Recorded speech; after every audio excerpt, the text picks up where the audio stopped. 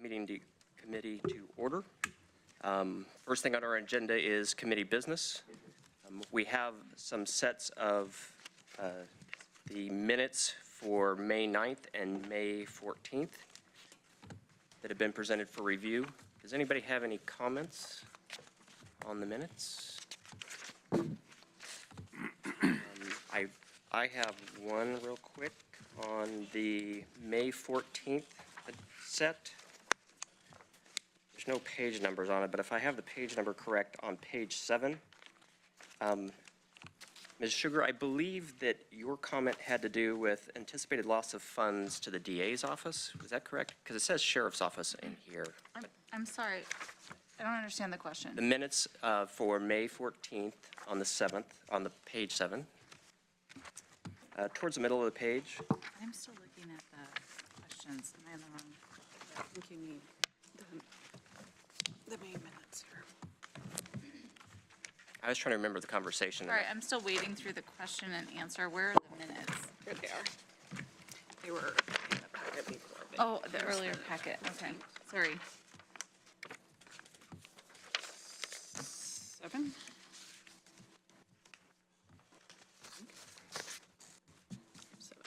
Here.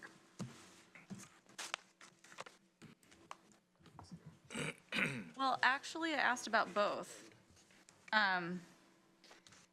But this answer appears to be about the DA's office, so I think you're correct. It should say DA's office. Okay. Thank you. So we can make that modification to the minutes. Yes.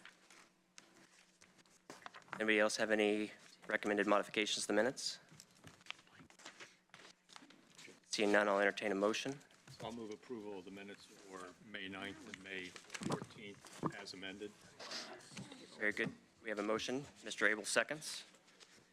All those in favor of accepting the Budget Committee minutes for May 9th and May 14th as modified, please signify by saying aye. Aye. All those opposed, same, please. Very good. Motion passes.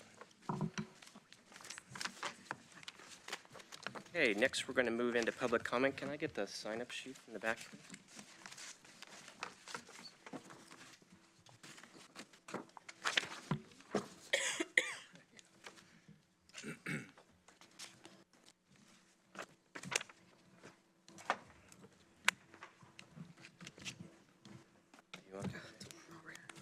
Yes. Very good. We have a number of people who have signed up for public comment this evening. We're going to limit public comment to 3 minutes per person. So the first person, and I apologize in advance, I'm going to butcher some of these names.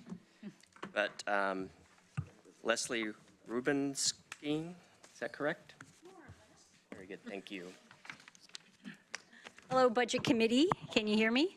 Yes. My name is Leslie Rubenstein, 30767 Kennedy Lane in Cottage Grove. The approximately $90,000 in the proposed budget for hiring one assistant to be shared by the 5 commissioners is problematic, especially since some commissioners have indicated that they are not interested in having assistants. A smarter solution would be to take the $90,000, divide it by 5, and put about $18,000 into the discretionary funding of each commissioner so he or she could choose whether or not to hire a part-time assistant or to use some of that funding for office furniture or whatever else. And in that case, if a commissioner did not use all the funding for the fiscal year, it could be returned to the general fund so it wouldn't be wasted. Multnomah County has individual staff members for its commissioners. Clackamas County has individual policy advisors. So I would trust county council to research and find the legal mechanism by which we could have part-time assistants for county commissioners who so choose.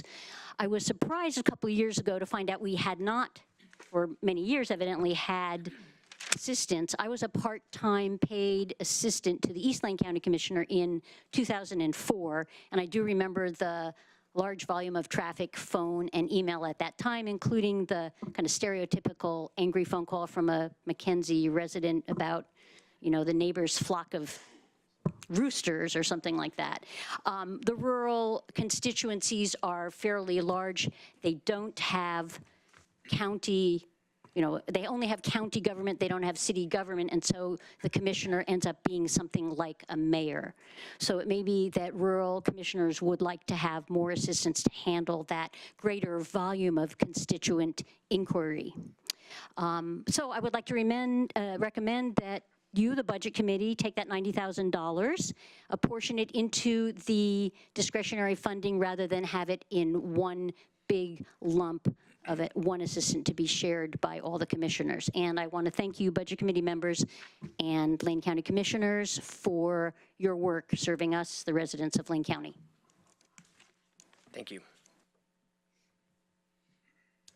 Next, we have Jennifer Jacobson.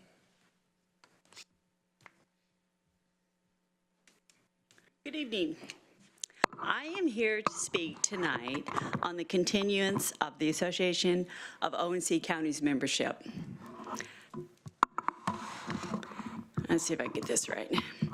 My name is Jennifer Jacobson, and I'm a third-generation Oregonian.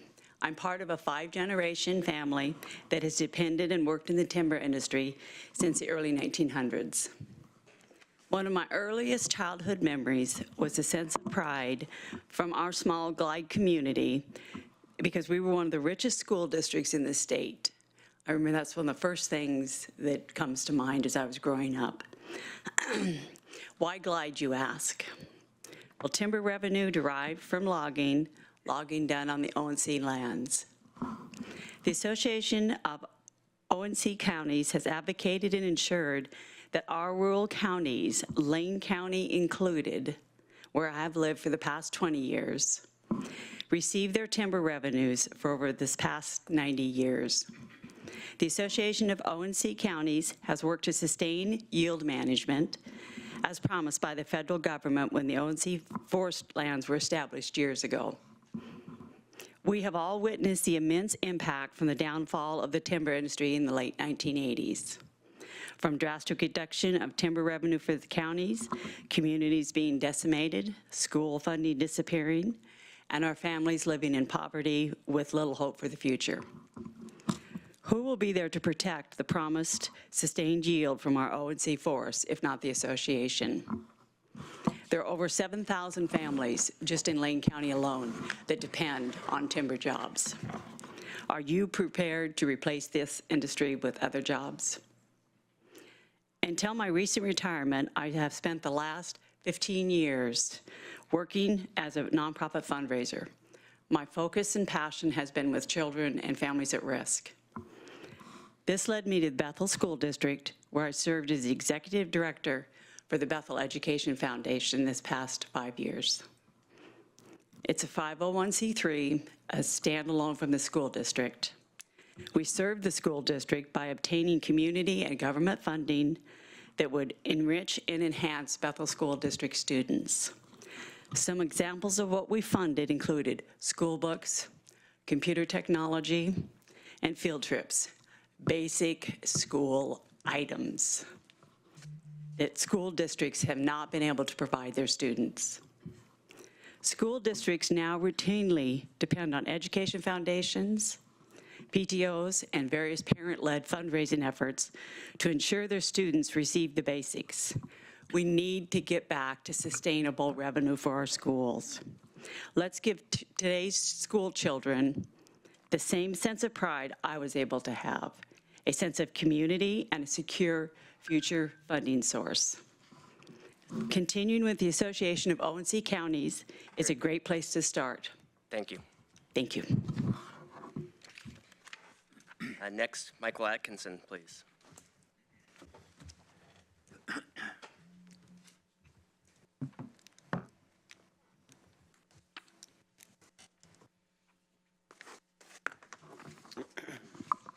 Chair Sorensen, Commissioners, and Budget Committee. For the record, I am Michael Atkinson, Lane County resident for 71 years. graduate forester and tree farmer for 55 years. I want to express my support for Lane County's continued membership in the Association of O&C Counties, AOCC.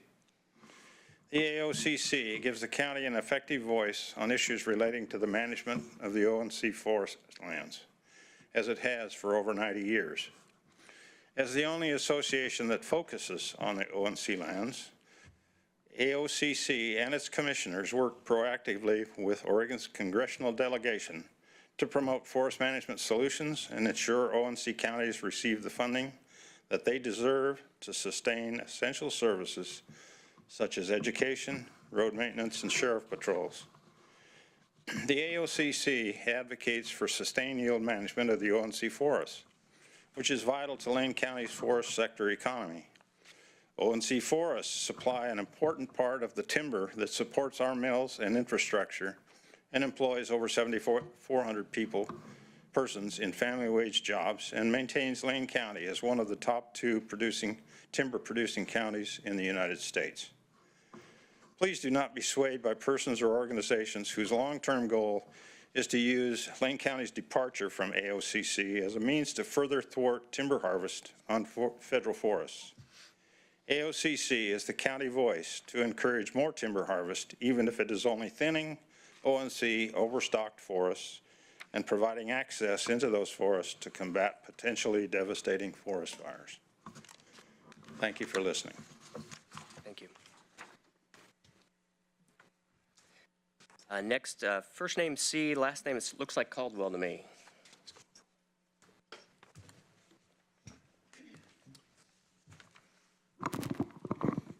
Hello, I'm Chris Cadwell. I'm a 25-year resident of the Mackenzie Valley. Heather Buck is my commissioner. Today I want to provide the board additional information about the Association of O&C Counties as you consider your continued membership. I served as a forester and senior natural resource analyst for the Bureau of Land Management for 33 years, and I've gained a deep understanding of the capability of the O&C forest. For the last 6 years, I have served as staff for the association. Today, I'm going to focus on the history and economic benefits the association has provided. We've been in existence since 1925, and Lane County, since the inception, has been a key member. AOCC is the collective voice of the O&C member counties and deals in the financial interest and management of this forest. From 1937 to 1953, the O&C counties repaid the federal government for the railroad grant by foregoing receipts, essentially purchasing this forest. Starting in 1953, the O&C counties voluntarily returned to the federal government 25% of the receipts as plowback funds to be used as investment in developing the O&C lands, seed orchards, the road network, courthouses, many different uses. That has totaled over $3 billion to the communities. AOCC was instrumental in the inclusion of the O&C counties in the Secure Rural Schools program, which has provided $1.3 billion. AOCC, at the invitation of Senator Wyden, has helped draft the Bipartisan Forest Management for Rural Stability Bill, which recouples forest management as the sustainable economic solution for funding counties. Recently, the federal government mistakenly sequestered 6.2% of the 2018 payments to counties. It was the work of AOCC with the congressional delegation that is going to restore $779,000 to Lane County from the BLM and the Forest Service. No one county can do what the association as a collective does. AOCC's leadership is elected by the member counties. The staff works exclusively on O&C issues for the benefit of member counties. Continued membership by the Lane Board provides a voice in this association. There's many other aspects I could share, especially the O&C opportunity through sustained yield management. This can simultaneously provide multiple forest values such as clean water, recreation, wildlife access, and a wide range of forest conditions. This can be done while providing economic benefits to counties, jobs for the communities, and wood products for the nation. That will have to wait for another day. It's a deep topic, and I thank you for this opportunity to testify. Thank you.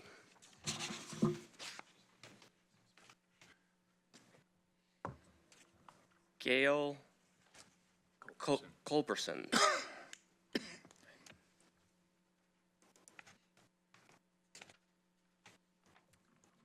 Commissioners and and committee members, I'm here today to urge you to remain a member of the Association of ONC Counties. Who am I? I'm Gail Culbertson, born in Eugene, lived here in the Eugene-Springfield area all of my life, educated here with the good schools that were provided through monies from those ONC lands. I was graduate of the School of Business at the U of O, a wife, mother, grandmother, a court-appointed special advocate who speaks on behalf of foster children. I'm a small woodlands owner of a certified tree farm that borders ONC land. I care deeply about our county and the people who live here. So why should Lane County remain in the AOCC? Federal lands comprise 13% of Lane County, almost 375,000 acres, yet this land cannot be taxed. By law, ONC forests are to be managed under the principle of sustained yield and provide a source of revenue for the 18 ONC counties. The AOCC is our advocate, committed to the social and economic well-being of our community and the health and productivity of federal ONC forest lands. The dues and contribution to the litigation fund of the AOCC are a wise expense for our county. The AOCC is an unincorporated association that operates according to bylaws adopted by its members, and only the 18 counties with ONC lands within their borders are eligible for membership in it. It's governed by an 11-member board who serve one-year terms, and all the positions are filled by elected elections held annually. Only sitting commissioners are eligible to stand for election to serve on the board and are selected by a vote of the commissioners from member counties. And no county may have more than one of its commissioners to serve on the board. Thus, the criticism that it is an arm of the timber industry would be incorrect. So why are you even considering withdrawing from the AOCC? According to an article from the Eugene Weekly on February 14th of this year, quote, environmental groups urge Lane County to withdraw from the AOCC. Environmental activist groups, including Oregon Wild and Cascadia Wildlands, who lobby and litigate to stop any logging on public lands, want to stop this advocacy for sustained yield management of the ONC forests. And remember, this management plan is required by the federal law under the ONC Act. Why do I care? The ONC lands are abundantly growing forests that should be producing valuable timber that will help our county budget. The AOCC advocates to protect and support jobs, to help our local economy, and provide essential public services and promote healthy, resilient forests. Thank you. Okay, I can't read the last name. Alice starts with a D. No, thank you.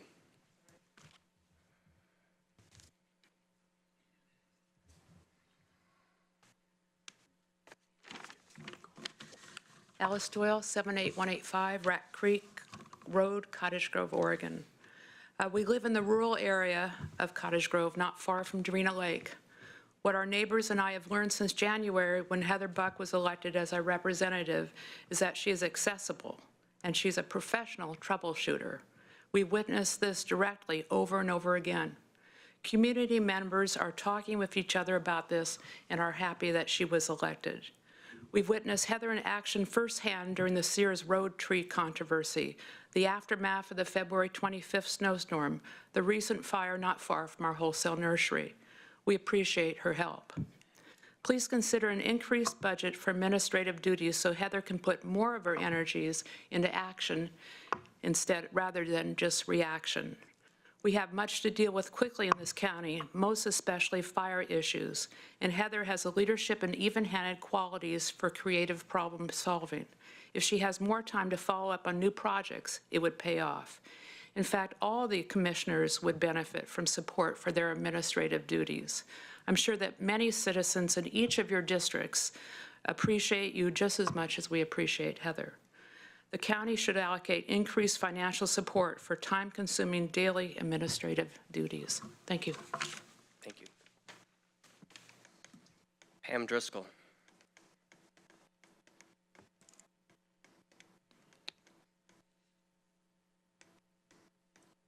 Hi, my name is Pam Driscoll, and I live in Dexter, out in ONC land. I'm here to ask the Budget Committee to not approve in the budget the funds to remain in the Association of ONC Counties. It's basically a lobbying group to increase logging on our public forests. There are only 10% of our public national old-growth forest left. Anybody that's flown over Oregon knows the checkerboard. Well, the parts you see that aren't logged, those are our public forests. The rest has been overlogged. Many of you heard the report.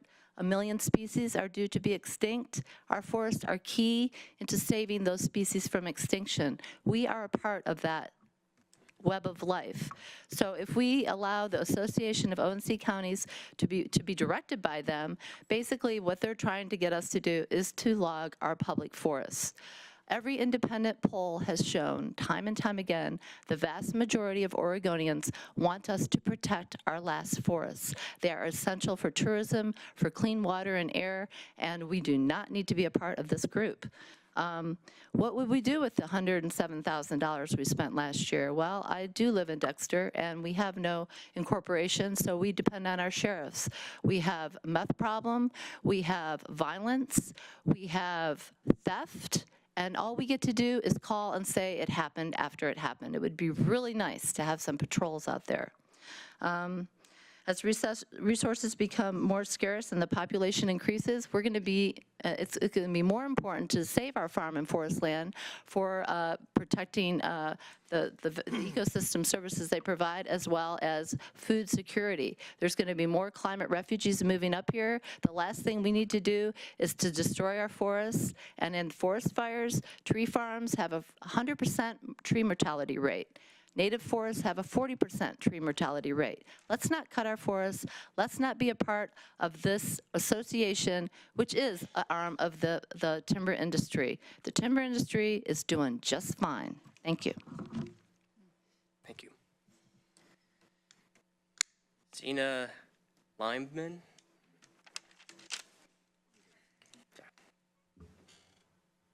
Good evening.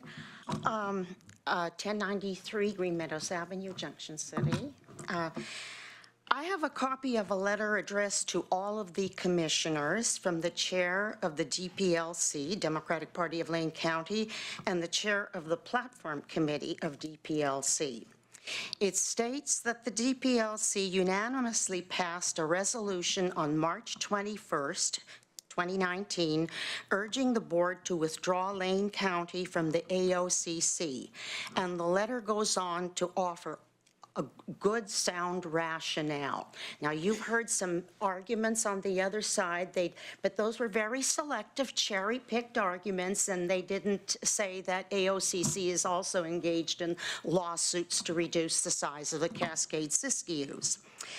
The letter states that it is written on behalf of more than 102,000 Democrats in Lane County. These are your constituents.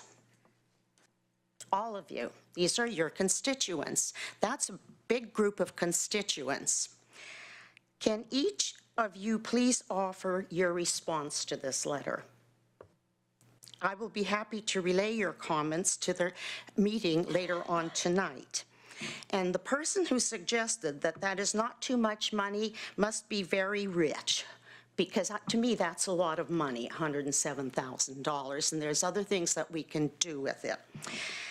My second concern, I'm going to put on another hat here, is the provision of medical services at the county jail, with the request to move these services back to county governance, rather than with a private for-profit firm. And I was wondering if the county staff can tell us how much money was paid in wrongful death lawsuits, and are those county taxpayer funds? I believe they are. I think that needs to be explored, and I have never seen good rationale for why It was moved from county governance to a private for-profit. And if you Google medical services in the county jail, you will get an onslaught of highly negative information about private for-profit services, healthcare services in the county jail. Thank you. Thank you. Marie Bowers.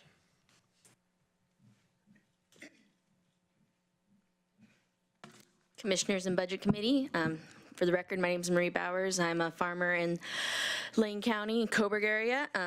Anyway, I was here a couple weeks ago to testify on behalf of my group, Lane Families for Farms and Forests, in support of keeping the membership with the AOCC. And I know lots of people said a lot of things that I don't need to repeat, but just to sum up some things, I guess for one, it's my understanding that the dues is actually $79,440, not the $107,000 I keep hearing. And it appears, just looking at other line items that you have, that Metro Television costs $102,000 in dues. I don't even know what that is.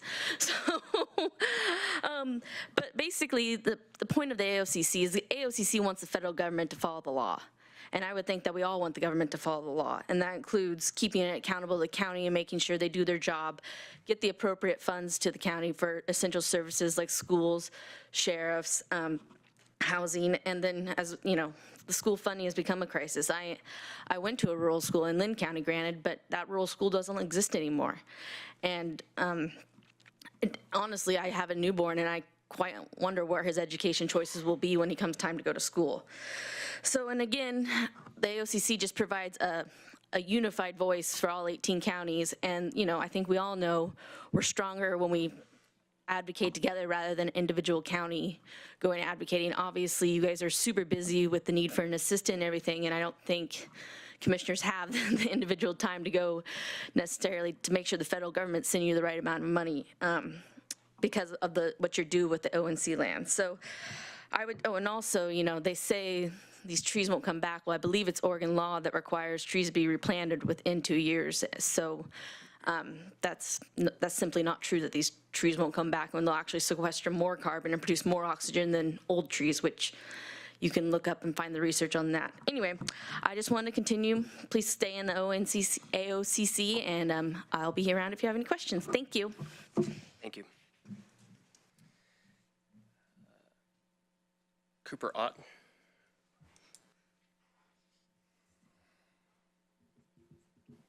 Hello.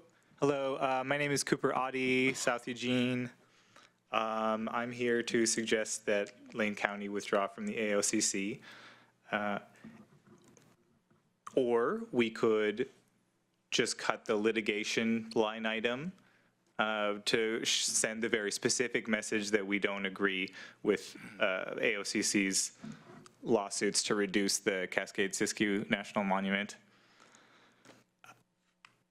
It seems to me like because we still get the BLM timber sale receipts, we don't need this group, and they need us to push an agenda that we don't agree with.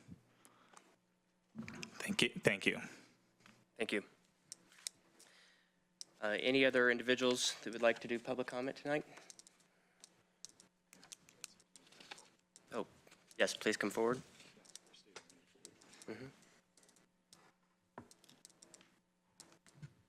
Will you please state your name for the record, please? Hello, my name is Tiffany Monroe. I am a farmer from Junction City. My family has been farming for over 125 years. We specialize in hazelnut and timber production, and I'm also the Lane County Farm Bureau president. And I'm here tonight to speak to you to support that Lane County stay within the Association of ANC Counties. And first, I'd like to address an issue which goes across the board within agriculture and natural resources.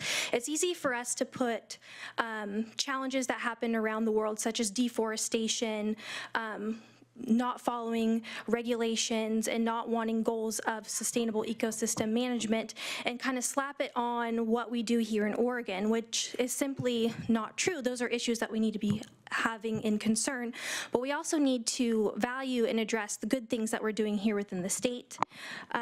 Marie Bowers mentioned some clarity about some of the practices that are used and that my family as timber producers also follow and happily follow, that new trees are replanted within 2 years of harvest. 4 trees are planted for every 1 tree that has been harvested. Vegetation and protective buffers are planted around streams, and harvest limits are set to protect wildlife and fish habitat. Some of these regulations and more have been set because of the catalyst of the ONC Lands Act, which began in 1937, and since then other regulations have been set. I also want to bring some clarity to what the BLM actually does. So of the ONC lands that the BLM manages, only 20% is actually set aside to be harvested for sustainable timber management, meaning that 80% is set aside as reserves to comply with other acts such as Endangered Species Act, Clean Water Act, and also to coordinate with Native tribes and other surrounding private forest owners. Also within our forest systems, we are making huge contributions to climate change, which is an issue that we should all be concerned with. Of the 64 to 65 million metric tons of carbon dioxide emissions in the state, Oregon forests sequester 30.9 million metric tons. And this is huge. This is almost half of all of the carbon dioxide emissions that occur within the state are taken care of by our forest managers, which include the BLM, which has the ONC lands, and private land managers like myself. And this is set because of a lot of the requirements of ONC lands and other acts that we follow. And not only are we taking care of sustainable and ecological issues, we're also contributing to local economies. And they're not just leaving our counties, they're staying here within the counties and making sure that we have municipal services, supporting our schools. I too went to a rural school. I'm expecting a baby in September, and I worry about what he's gonna have, which is, a lot less than I had, which is even less, 20 years before myself. And so I really, I strongly hope that we can look past general statements about things that people assume that are happening within agricultural resources and really look to the facts and see what's actually working and not throw away these beautiful collaborations that we have with the BLM, county, state, and federal agencies, because when something works, you don't throw it away. So on behalf of Lane County Farm Bureau and private landowners like myself, I strongly urge you to support that Lane County remain within the association. Thank you. Thank you.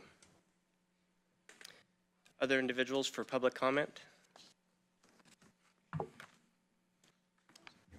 Okay, seeing none, we'll close the public comment section.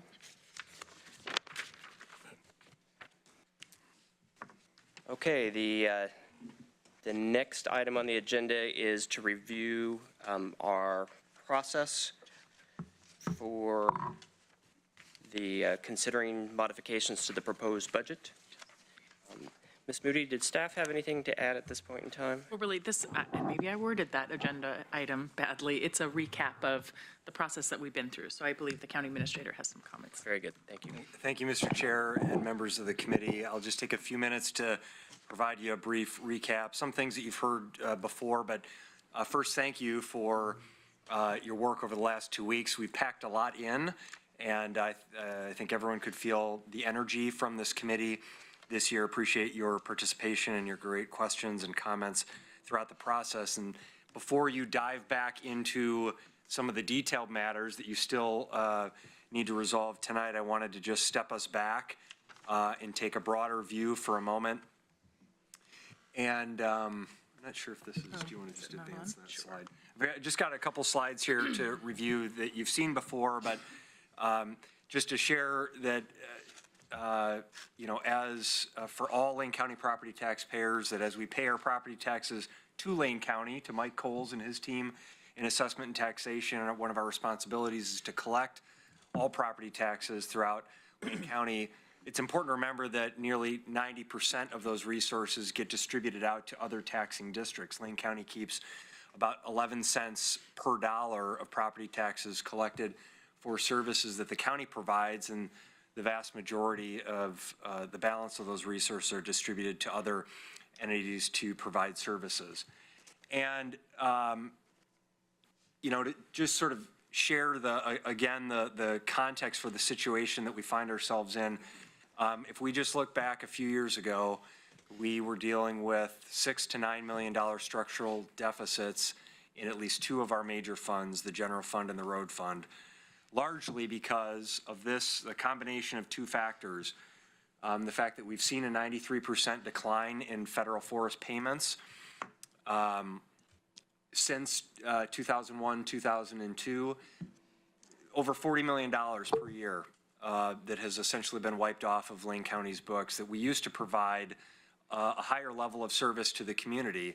Go to the next slide, and you know, this is really the challenge. The combination of the fact that we have the 7th lowest property tax rate of any county, the 36 counties in the state, the 3rd lowest per capita local revenue of any county in the state. The reason we have an artificially low property tax rate and low local revenue is because of the prior slide. We used to have a lot of revenue that was coming in from logging on federal lands. As that revenue has declined and property tax caps went into effect in the mid-90s, we've been frozen in this state that we're currently in. You can go to the next slide. And I just plopped in a couple of slides. I had the opportunity today to attend a presentation from a national group called Urban 3, and they presented about the importance of downtowns in communities. And so it was here in the downtown area of Eugene,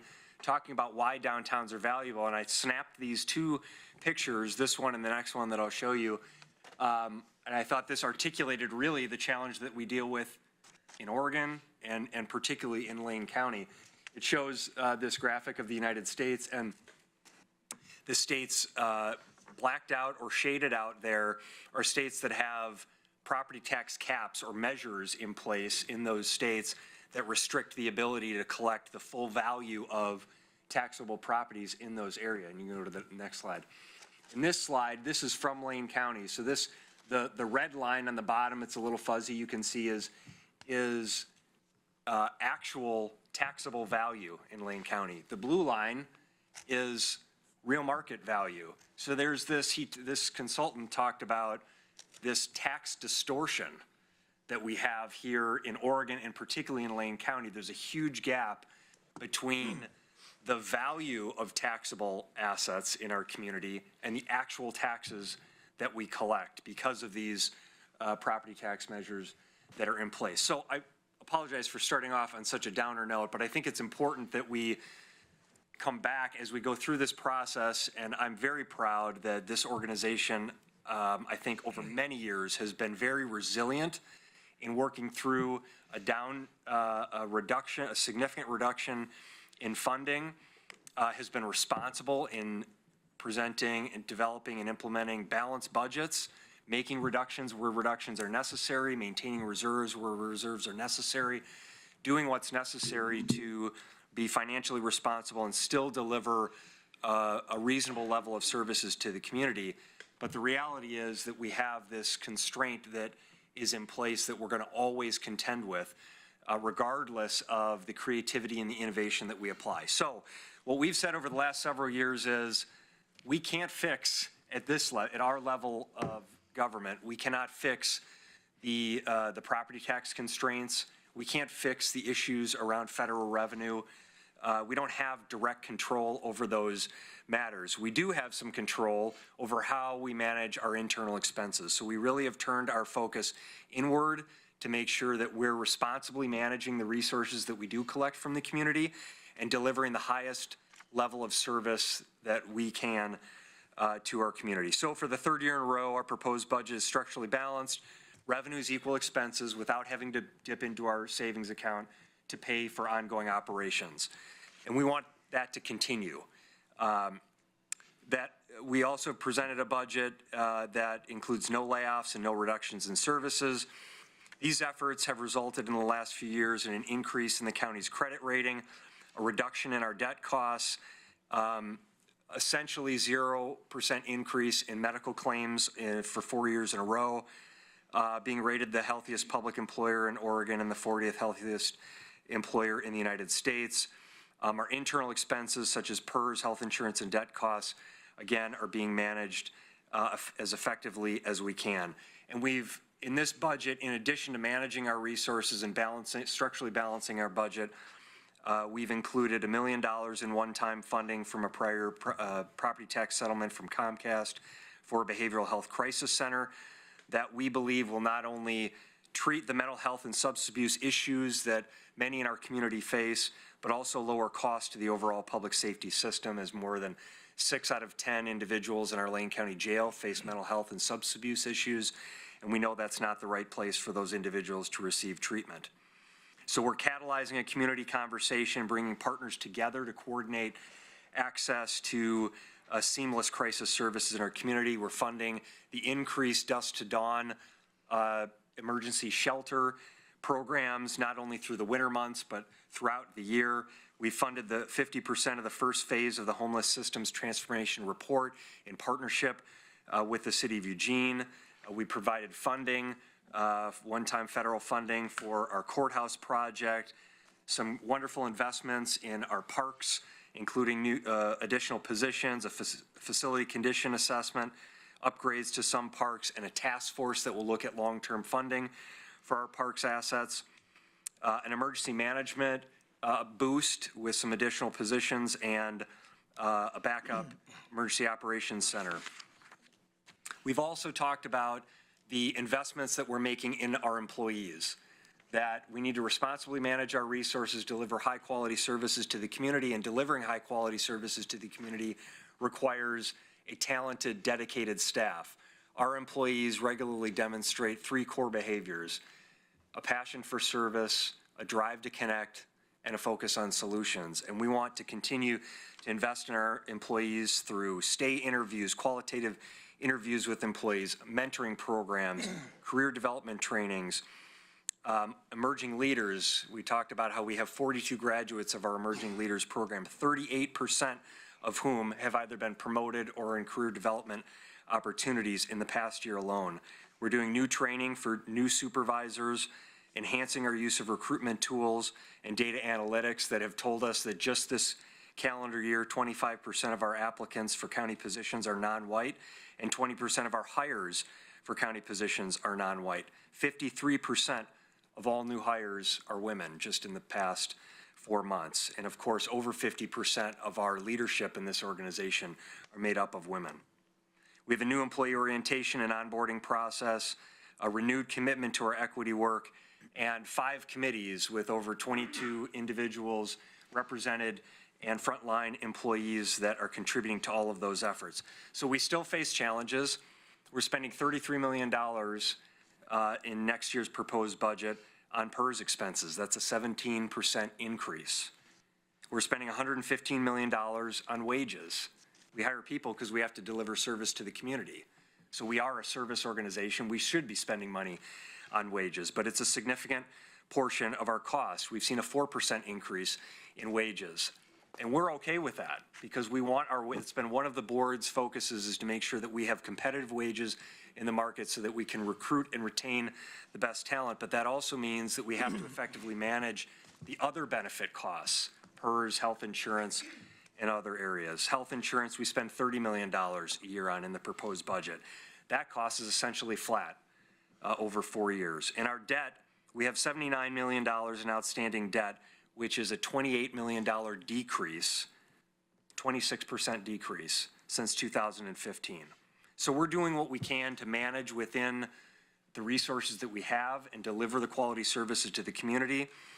This has required a great deal of focus, diligence, and effort to create and maintain this financial stability through a structurally balanced budget. And it's allowed us to have the conversations about the $2 million in housing improvement program grants that the board awarded this year and the $1 million for the crisis center. So because we've created that financial stability, we no longer are just having to talk about how to make reductions. We're actually able to talk about how to make investments that improve lives in our community. So I'll end just by saying that balanced budgets result from balanced decision-making every day. And so we all as a leadership body, as an organization, as a community, need to make sure that we take that responsibility seriously in the decisions that we make every day. Thank you, Mr. Chair, for the time, and I will have some comments after you finish your amendments, some brief wrap-up comments. Very good, thank you.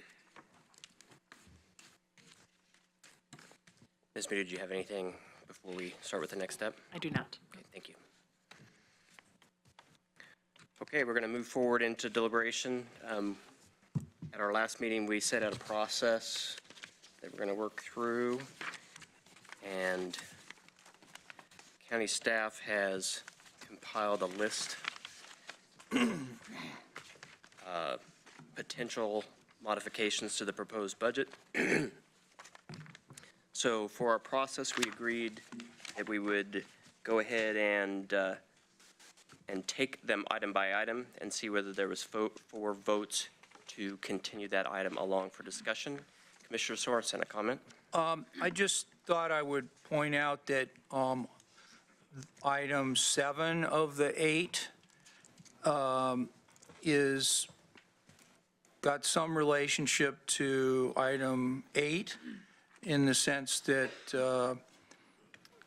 item 8 is to eliminate the program specialist 1.0 FTE and increase individual commissioner accounts by $11,000 and the rest, almost $40,000, to the sheriff's budget, where item 7 that I proposed eliminated AOCC dues payment of $79,000 and split those funds into commissioner district accounts. And since there's some similarity to the two, I wanted to propose eliminating my item 7 so that we can have fewer options, but we'll get to the substance of all of these. Okay, so it's my understanding that you're proposing to remove item 7 completely, not to combine it with anything, but to actually. Yeah, just simply take it off, because there are other proposals I've made that deal with some of that same topic. Very good. Does anybody object to item 7 being removed from discussion now? Okay, we'll go ahead and consider that item 7 removed.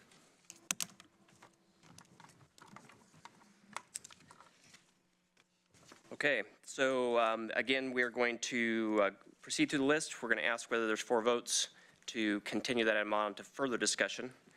If there are 4 votes, then we will discuss those items at that point. Any other comments before we begin?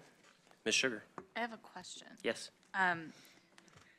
Is there ever an opportunity or a point, either now or during the discussion, to amend one of these as the discussion evolves?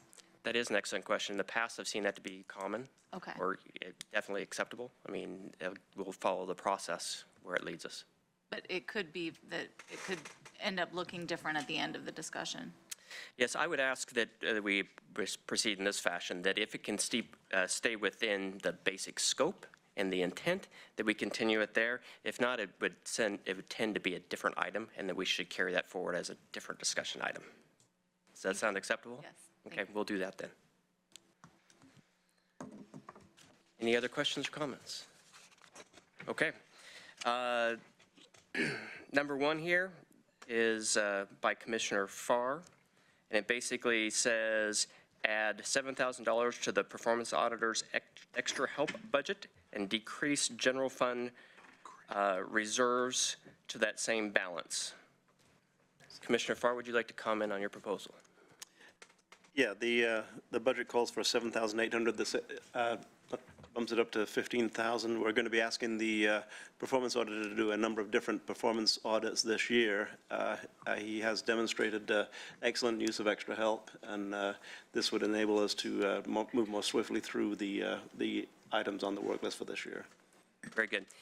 Could I see a raise of hands of the individuals that would like to carry this forward for discussion? I see a number of them.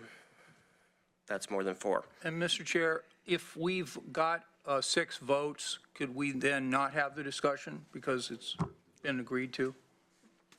Can you restate that for me, Commissioner Okay, Johnson? when you go from 4 to have a discussion, but you have 6, my point is, then the Budget Committee has said they're in favor of it. I would not necessarily. They're just in agree with that. favor of discussing it. That's an excellent point. So this is for in favor of being able to discuss it, both in the positive and in the negative. Okay. Although I like the spirit of that. That's right. That's right.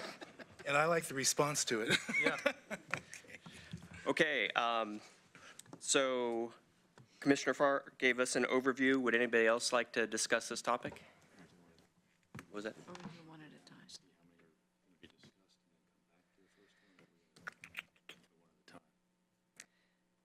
Which would be people's preference? Would you like to limit the list first?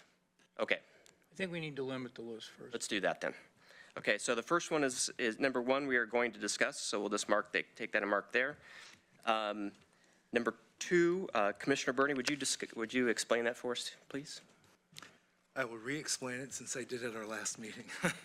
I think the issue is what a couple of the people spoke to, that the CAO was attempting to resolve what was an issue for some commissioners, which was needing a little extra assistance in the area of constituent support. As a new commissioner, it seems to me that supporting the people in your district ought to be a big part of what the county does above and beyond the discrete programs that it operates. And at the same time, I know that we're in a situation of scarcity here, so this was an attempt much like, and I have no issue with Commissioner Buck's proposal, which I think is number 8, is that correct? To me, these are both very similar. It's simply a matter of providing an option of additional resources discretionary for a commissioner which have no staff in a way that cuts about 60% off of the original proposed solution, which is 1 full-time FTE. Does that make sense? It does. Raises of the hands of those individuals that would like to discuss this proposal. I see 1, 2, 3, 4, 5. We will carry that one forward. Number 3, Mr. Morris, can you give us an overview, please? Yes, thank you, Chair. My proposal is to eliminate the AOCC membership dues, as I believe that they no longer represent our values here at Lane County, as well as representing any type of income that we're going to be receiving anymore. One of the first questions that I asked of this budget committee is, will we lose access to the ONC lands? And one of the latest questions that I asked was, will we not be able to reinstate our membership down the road if we have intention to? The answers were we will not lose access to any ONC forest lands, and that we can re-enter the AOCC if we so choose at a later date.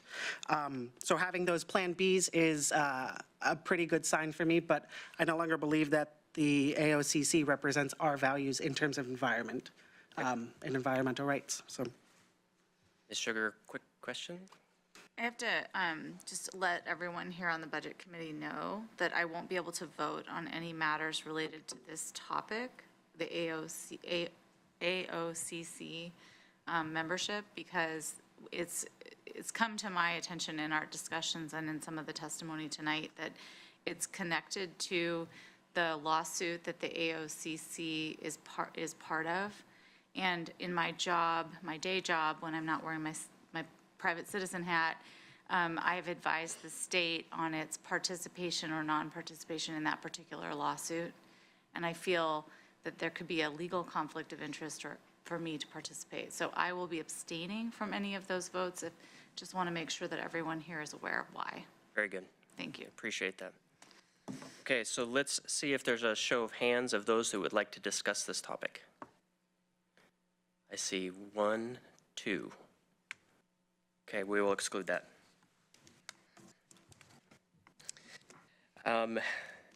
The next item, Commissioner Bosevich, I believe you probably best to discuss these together, A and B. Thank you. So this was the proposal I brought forward and talked about in our meeting on the 14th, and like Commissioner Burney, I'll repeat what the proposal is, which is basically, as the chair of the Public Safety Coordinating Council's Budget Committee, which allocates the budget funds from the Community Corrections Act and the Justice Reinvestment Grant Program. I am aware of the fact that we are looking at cuts in those programs, and in those programs, we fund positions in the DA's office.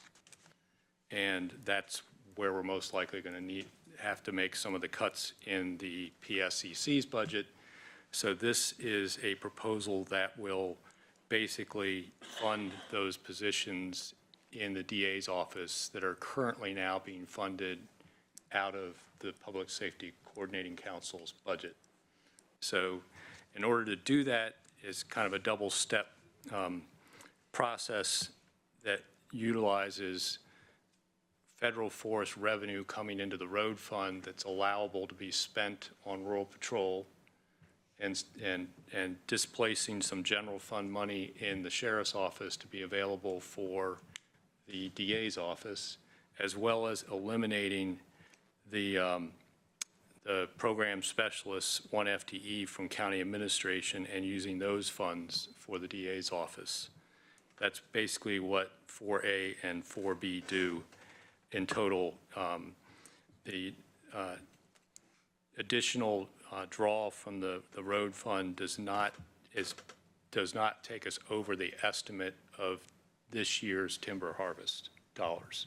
So it just decreases the amount of growth in the road fund reserves. It doesn't dip into previous year's money. So it's a sustainable source of funds. And I believe it's really important to maintain those FTE in the DA's office, as our funding for community corrections and justice reinvestment is based on the percentage of people we have under supervision in Lane County against the rest of the state.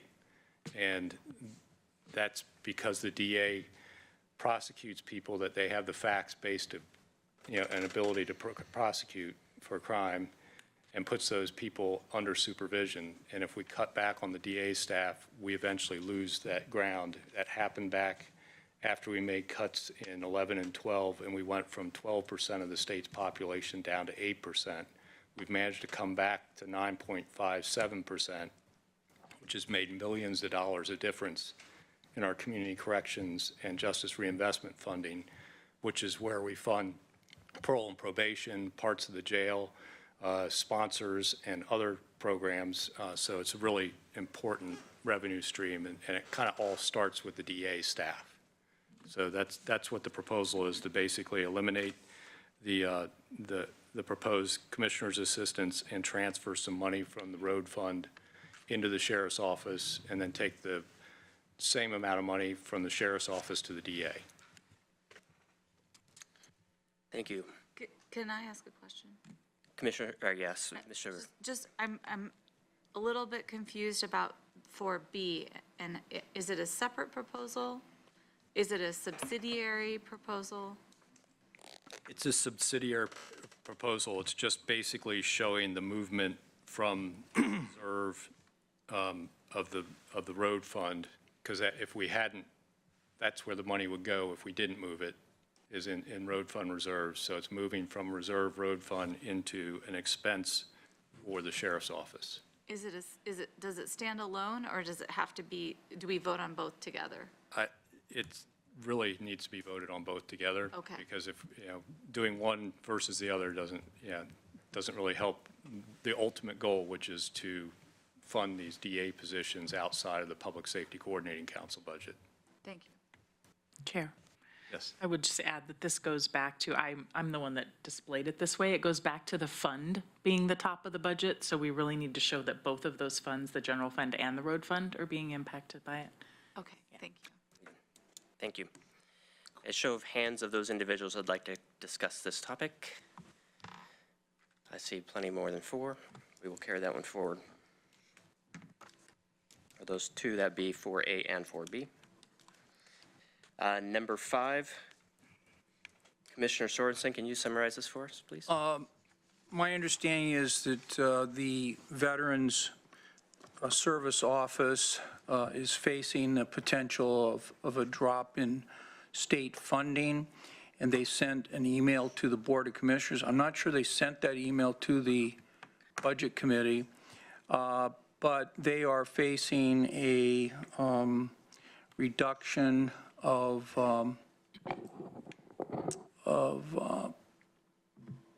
a position in the Veteran Services Office if their state funding is reduced. So I attempted to find some money in the budget to fund that position, and that position would be partially funded by my proposal, which is to eliminate the payment of the, to the AOCC, which, as we've heard, $79,440. And I think one of the things that I wanted to say about that is that when the ONC Act was passed by Congress in 1937, we didn't envision that an association would be formed of now 16 of 18 Oregon counties that would be suing the federal government to try to invalidate a national monument, which is what the AOCC is doing with some of this money. And it was for that reason that Multnomah County withdrew. Benton County had already withdrawn. And so I personally felt that we might want to right some wrong that may be occurring at the state level regarding funding a Veteran Services Office by doing something here. So let's just carry forward and see whether there's 4 hands that want to carry this forward for further discussion. Raise your hand if you'd like to discuss this topic further. 1, 2, 3. I see 3. Okay, it dies. Sorry. I think we're going to carry forward with the process. Thank you.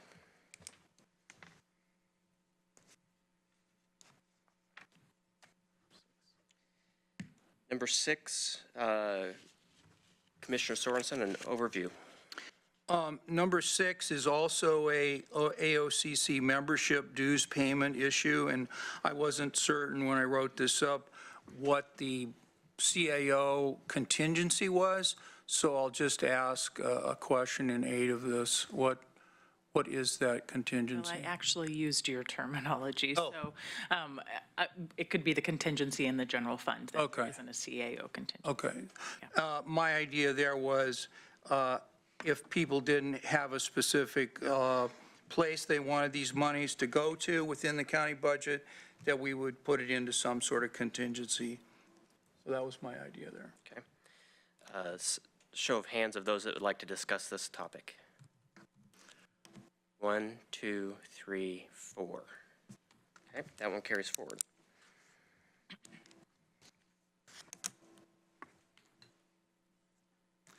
Okay, and then number 8, Commissioner Buck, can you give us an overview, please? Thank you, Chair. This is very similar to number 2, as previously mentioned.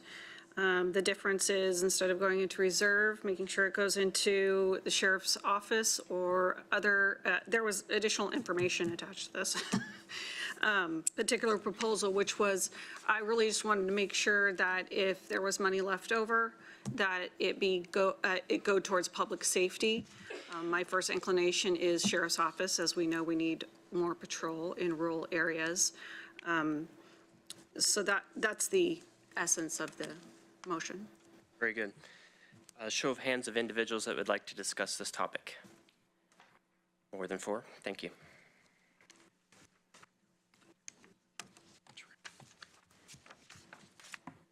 Okay.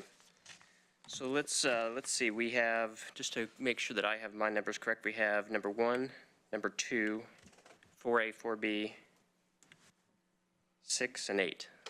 Very good. You really could change the order of how you're considering these if you wanted to. This is really just how I put them on the sheet. There really wasn't a rhyme or reason to it, so. Okay. I was wondering who put them that way. Just started going through the cards. I could see some advantage to grouping some of these closer together than the other ones. So, Commissioner Farr's done doesn't relate to the others. okay. That's actually, we could actually start with number 1 because it's not related to anything else on this. And then if we wanted to go through and group the ones that are together, go ahead and do 4A and 4B as the second topic of discussion, and then we'll carry on from there.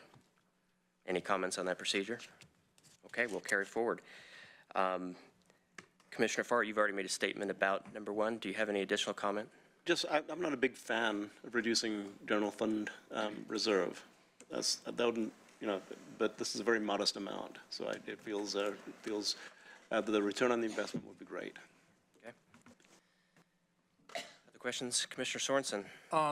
We've had this issue come up before about, well, what is the general fund reserve? And I would take it that the general fund reserve wouldn't be decreased by much in percentage terms, but what is the current amount of money in the general fund reserve? Let me find that for you. There's Yeah. actually a sauce form that lists it for you. You do have pieces of the reserve now, of course, because you have a capital reserve that includes money for courthouse and other projects. And the percentage, the policy is a minimum of 20%, and the 17% of that is required for just the cash flow. 3% is that service stabilization that we've talked about. And then we also have a maximum policy, so if it were to go over 25%, then the board would indicate why, and if there was a specific project for that. So we are over the 20% because of those other items that I mentioned, but let me find the form for you.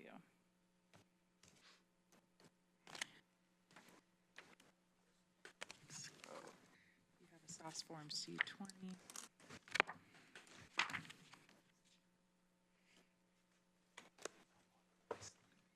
We also have a contingency that is not technically part of the reserve, but so you'll find all of that on the SOS form that puts us at about 19.7 million.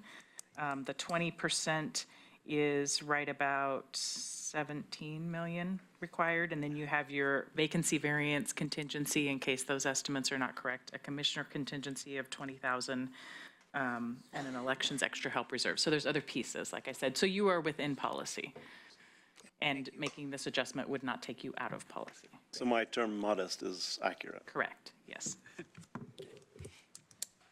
Mr. Abel?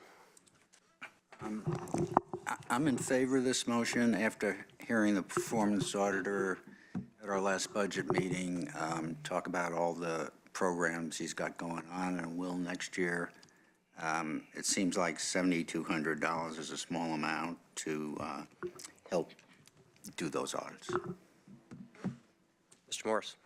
I'm going to second on with Mr. Abel. I completely agree that I was thoroughly impressed by the presentation, and some of the data that we had received was thought through, well-versed, and done with only one full-time employee or full-time equivalent and some intern staff. And I think that the more that we offer, the more that we will receive out of it. And I do agree that 72,000 seems a little small when we compare to the 17 million.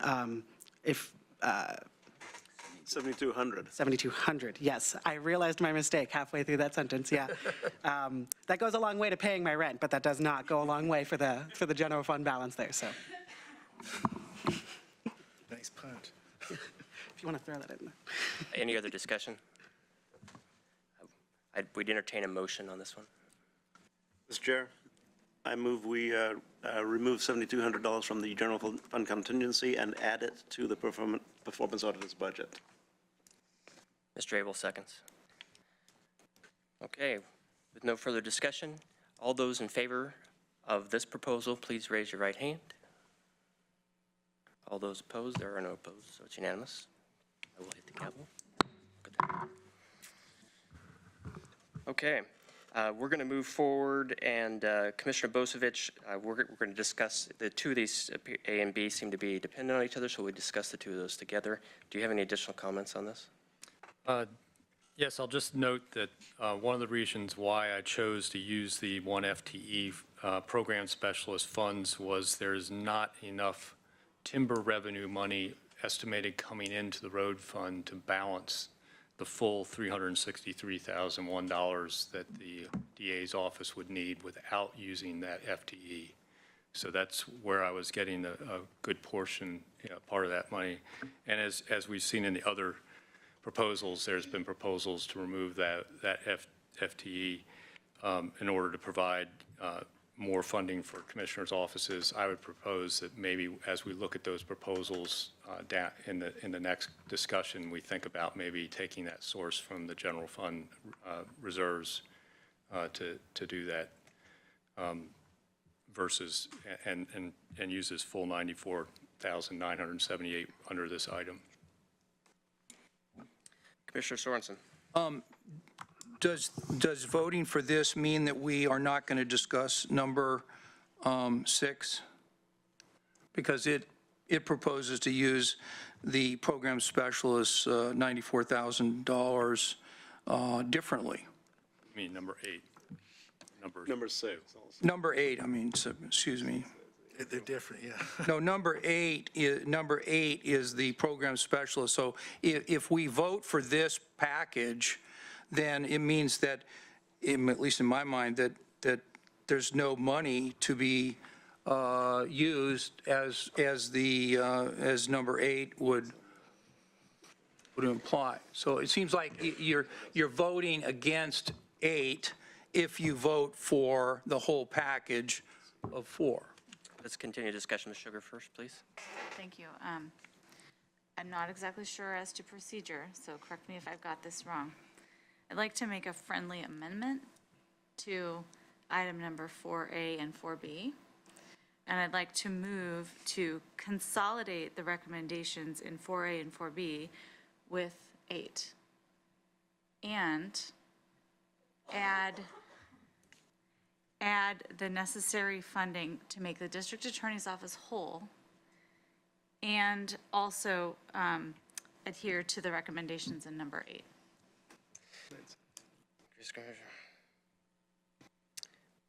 Quick clarification of staff, does that all add up? I would need to know where, because that 94 is being used in both of them, what other source of funds? I said that it would come from the general fund to Oh, cover the the reserve, remainder you mean. of necessary funds for the Okay, I district missed that part, attorney's sorry. position. I missed that part. Thank you.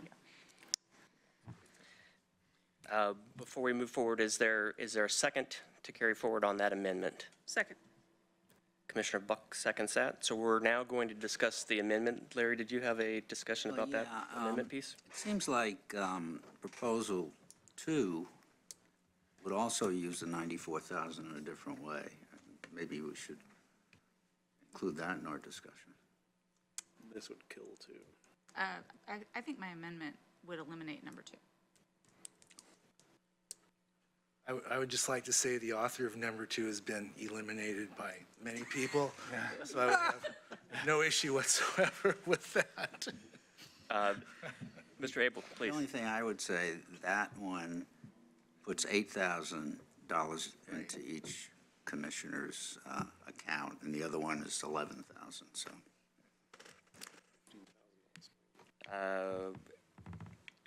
Commissioner Boschevich, please. Thank you. As the amendment amends my original proposal, I would prefer, actually, if it was combined with number 2, to be honest, and I will not support it combined with number 8. That way, there's only a need to utilize 40,000 of reserve to fund the additional office amounts.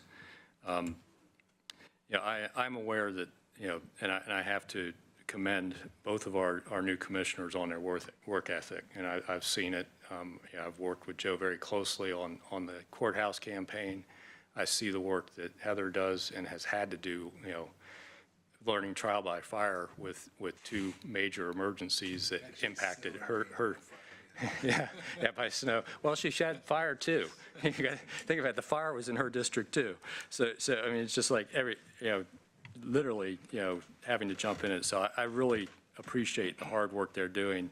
It's difficult, though, for me to give funds to all 5 commissioners' offices when I know one of our commissioners is still practicing law on the side, and would enable him to use taxpayer funds to help him do his job so he can take spare time to earn personal money practicing law. I have a real issue with that. So any proposal that's going to have commissioners' assistant time in it is really hard for me to support. And there's no way for us just to give support to the commissioners that don't practice law on the side.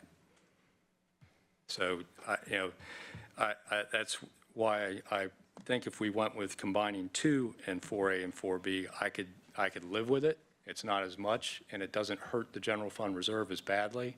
I know that the sheriff would appreciate an extra $30-some thousand, but in his multi-million-dollar budget, it's not much of it. But you're asking me to go, I've spent 8 years working hard, as the 2 new commissioners have done, while I watch not quite the same level of effort from all commissioners, and I also watch some commissioners, even though we have a charter that says we're supposed to be full-time commissioners, still do their past professions. I dropped my engineer's license. I don't practice engineering. So I'm committed to be a full-time commissioner. I would like having an assistant. Yes, my constituent services would improve. But until I can selectively distribute that money, it's really hard on me. And I'll just say that up front, but I'd be willing to accept number 2, but I will vote against number 8. Ms. Sugar, May I speak to my motion? you may. Thank you. I appreciate what Commissioner Bozovich is saying, and I appreciate the offer of what I hear as a compromise. And I might still be inclined to do that, but I would like to speak to my motion, just so everyone knows what I'm thinking.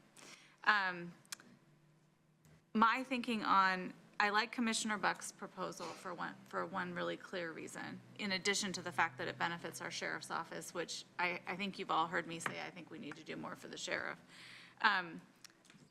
But I also like it because when you think about the 11,000 to each commissioner, what you really get to is a total of 15,000 per commissioner, which is in parity with what we just voted to give to the performance auditor.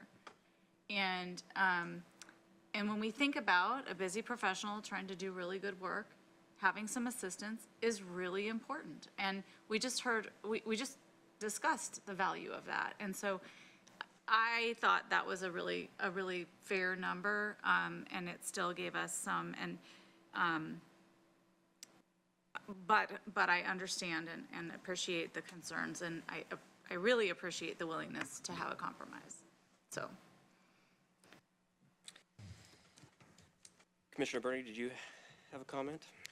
Yes, I would just like to say it's a pleasure being the old guy in the room whose proposal is being talked about, but he hasn't been spoken with yet. I'm the old guy.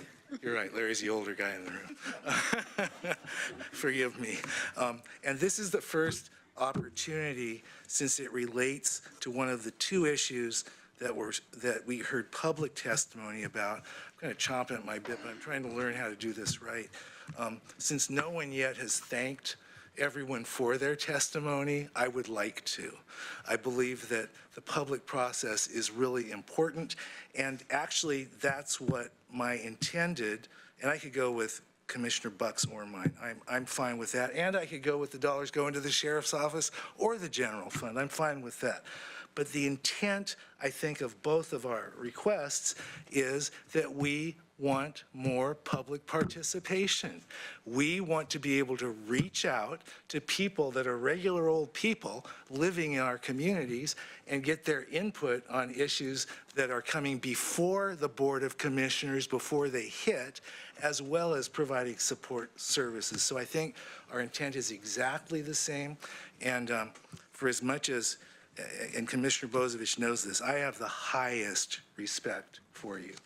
And it's been a pleasure working on the court bond, but I'm going to try and keep this as impersonal and not make personal remarks and have that be what we vote on, but really on the basis of the merits of the proposal.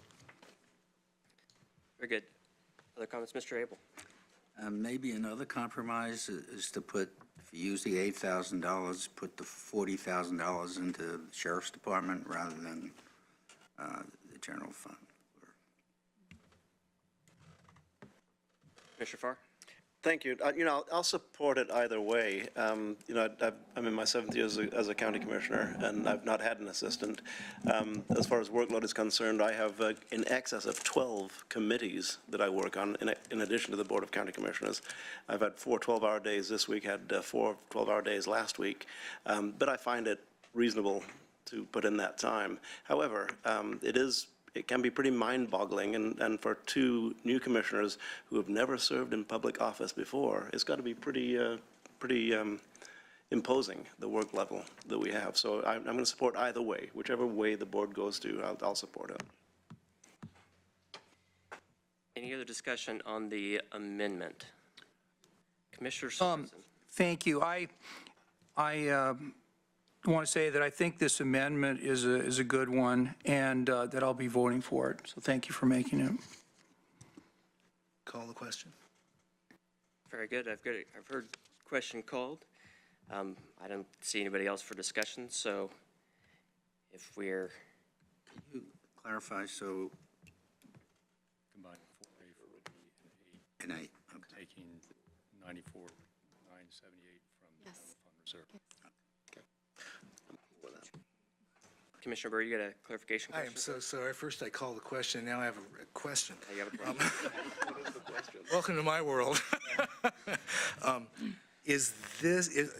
Forgive me, is the newly modified 4A and 4B, It has not yet been modified. okay. So we're only discussing the amendment right now? Nothing on the amendment, I'm sorry. One thing you might do, Mr. Chair, is ask the maker to give us the amendment. Ms. Sugar, can you restate the amendment in its entirety? I move that we combine items 4A and 4B with item 8, and by doing so, we fill the remainder that is needed to fully fund the district attorney's positions with general fund, with a reserve, is that right? Reserve. There, I did it. Point of order, Commissioner Farr? Originally, Ms. Sugar had requested a friendly amendment. Yes. Didn't seem to be a friendly amendment, and that's why we're voting on it. That is, yes, very good. It got seconded. Friendly amendment got seconded, so. Okay, so it became no longer a friendly, it became an actual. Yeah. It was intended in a friendly way. One Commissioner other, Sorensen, one yes. other question. What is the amount that is taken from the general fund reserve to, quote, make the DA's office whole? $94,978. And that is coming from the Reserves. general fund reserves? Okay. Thank you. Mr. Stomberg? Yeah, so isn't in Jay's proposal, it's coming from a different source? So wouldn't the increase in the commissioner budgets be coming from the reserve and not the actual DA funding? Semantics, when you combine them all, somehow or another, we're going to have to pull $94,978 from general fund reserve. Yep.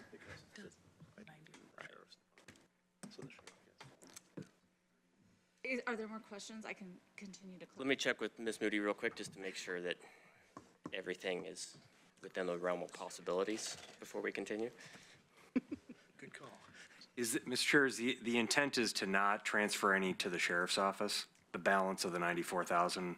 No, this would transfer. This would? This would transfer the 39,970. Okay.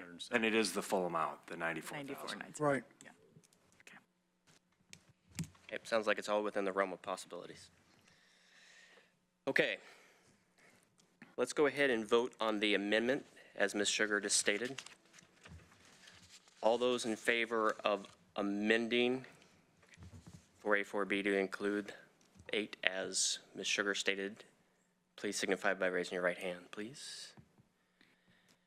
1, 2, 3, 4, 5, 2. Mr. Sorensen, put your hand back up, Mr. Sorensen, so I can count it. 2, yes, we got 6. Thank you. So the amendment passes. Now we can discuss the proposal as amended. Mr. Burney, you have something to say, or Commissioner Burney, you have something to say? Either works. Thank you. As I recollect, and I'm asking the question, do we have new information? Because as I recollect, this was on the basis of anticipation, not on the basis of something that has occurred. Am I incorrect? I would ask either staff or Commissioner Bozievich, because I don't know the answer to that question. I'd say we don't have any new information from the committee meeting on Tuesday that was discussed. Commissioner Bozievich presented his, the information that he has as the chair of the budget committee. So the discussion we said is, you know, really the committee needs to use the best information it has available to make the decision you have. And I think you could go either way. You could, there's likely enough information that Commissioner Bozievich has presented, or you could make the determination there isn't enough information, we should wait. Mr. Bozievich. So I'll just restate, there's definitive information that there's one program that will be eliminated from the Public Safety Coordinating Council budget that has 1.2 FTE in the DA's office. The community mediation portion of that, because we just can't justify continuing it and pass an audit. So there's a piece that's definitive. Then there's a speculative piece around the 416 program, which has growing cost, but we are looking at the governor's recommended budget, what the co-chairs have put out there, and even what the high-end limits are for the time study funding for community corrections, which is over $300 million versus the 260 that they're kind of proposing, and the difference between the 30-some million and the 40 million they're proposing for justice reinvestment.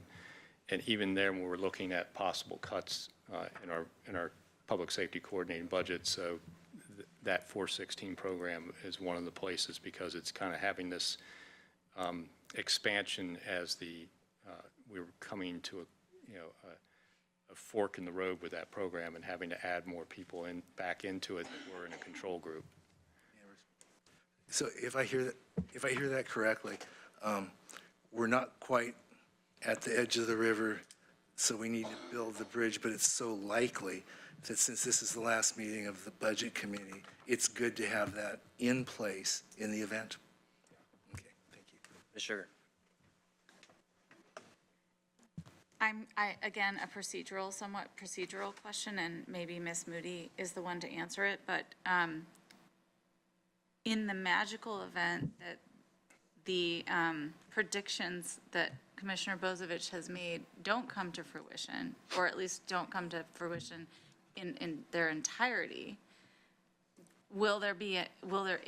and then we have given a surplus to a department that perhaps doesn't need it, what happens to that money? Well, actually, this won't give us surplus because we are reducing the revenue. So that, yeah, we went ahead and added that piece to it to make sure that it still balances. So what if the PSCC, though, decides to fully fund those positions? The board could make a change then to the budget to remove the general fund, yeah. It doesn't just become a windfall. Mr. Sorens. I was just going to say that there's 4 verbs in this whole budget world, right? There's propose, approve, adopt, amend, and keep amending as necessary. Okay. Okay. So in the event that the Budget Committee in its infinite wisdom has every single revenue source exactly the way it is, the board can still modify this approved budget up to 10% in any given fund prior to the adoption of that budget, which is scheduled for mid-June, June 18th. 18. If the board, in its infinite wisdom, gets 1 or 200 line items wrong in terms of revenue or expense, it can correct that mistake by, or not even mistake, if they can understand that there will be more money coming in or less money coming in, then they can amend the budget to clarify it. We usually do 4 amendments per year. So we don't need to worry about it too much. And I guess if it's the recommendation of the administrator that this is the proposed budget, but during the process between January, when the proposed budget was being contemplated, and up till April when it was proposed, up till mid-May, end of May, things change. We have insight on what's going to happen maybe in Salem. So I don't see any problem voting for the amended motion the way it's in front of us. Other discussion on the proposal as amended? Commissioner Vosich. I will just say that, having sat on the PSCC's budget committee for several years now, if we do get more money, and we've managed to sustainably fund these positions in the DA's office, in a sustainable manner, we are holding positions open in parole and probation right now to balance the budget beyond the normal vacancy rate of Lane County. So, if there are other places that we're not funding right now, and haven't been funding, so it won't be a windfall for the DA necessarily if we get more money into the PSCC budget. We'll look and prioritize. That's part of the Public Safety Coordinating Council's job, is to review those funds, distribute them in the most effective manner, make a recommendation to the board, then the board adopts PSCC's budget, so there's a board even gets another shot at PSCC's budget before it would impact the overall budget. And if it did create a surplus in the DA's office, the board also could amend the overall budget to deal with that and reallocate it in some other way. Just so you know, it's not an automatic windfall to the DA if PSCC gets, if the clouds break out there and the sun shines and the angels sing and we get a whole lot of money from Salem, doesn't necessarily mean it all goes to the DA. Commissioner Burney first. Is there anyone else? Because I was going to call the question. Oh, I was going to say one other thing. Okay, I'm sorry. Ms. Sugar first, please. Thank you. Thank you, Commissioner Bozovich, for that explanation. That actually makes me feel better to know that it would stay within public safety. And I also would say, my hope continues to spring eternal, because the state budget forecast was pretty strong yesterday, and so I continue to be hopeful that it's not going to be as bleak as you have predicted. But I'm feeling better today than I was on Tuesday. Thank you.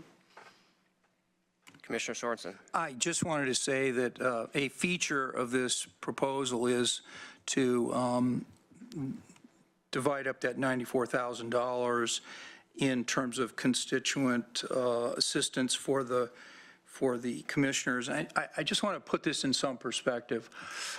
I have faced my voters 6 times, and each time one of the issues that's raised is, could we have a better commissioner? And sometimes I think, there's a lot of smart people out there. There's a lot of hardworking people out there. But I've worked so hard to maintain a strong base and constituent relationship. And part of that is because I put constituents first. And it has really helped me when we've had some level of assistance to do things like set up town hall meetings, write newsletters that are specific to our district, that are answering people's questions on issues far and wide related to government. That doesn't happen when we're in a period like we've been in, where the board and budget committee didn't fund this. So for each district, there's going to be different needs. And for mine, and perhaps the other the other 2 metro districts, that's dealing with problems in neighborhoods. That's dealing with people that have problems, and we're their full-time commissioner that's working to help solve those problems. And believe me, it takes a lot of time. I had a major problem with a sighting of a sexual rehabilitation house, and it was just a massive issue of parents and victim advocates and offender advocates. And let me tell you, those kinds of things don't always come up to the Board of Commissioners. Those are things that we have to work on. And I think that, I'm really privileged to be sent here 6 times by my voters, but it is a hard, hard job, and it's not one that you undertake lightly. Mr. Morris. Thank you, Chair. I brought it up before when this conversation was started, but I have a pretty unique perspective into, I believe, one of the youngest serving members here. In terms of people my age, this is an amazing get. Governance jobs are few and far in between, and to be able to serve the county in this way would be instrumental in not only Commissioner Sorensen's perspective of assistance in being able to do more constituency outreach, like Mr. Bozevich said, but on the other side, the perspective of the younger people who would actually be taking this job, it would be incredibly valuable. So I'm in favor of this. Commissioner Bernie. Now that we've established how hard we work, I would like to call the question, because we've already approved the amendment, correct? So I would call the question. That requires a vote to call the question. Oh, it does? How do I do It this? is non-debatable. Non-debatable. So is there a second for the? Second. Okay. All those in favor of the question, please signify by raising your right hand. Okay, there we go. We're good. So it's time to vote. All those in favor of the proposal as amended, please signify by raising your right hand. Okay, it's unanimous. Motion passes. Okay, for clarification then, it appears that number 8 is off the table as well. Number 2 is that. And number 2, Commissioner Bernie, is made redundant, I believe, as well? Correct. Okay.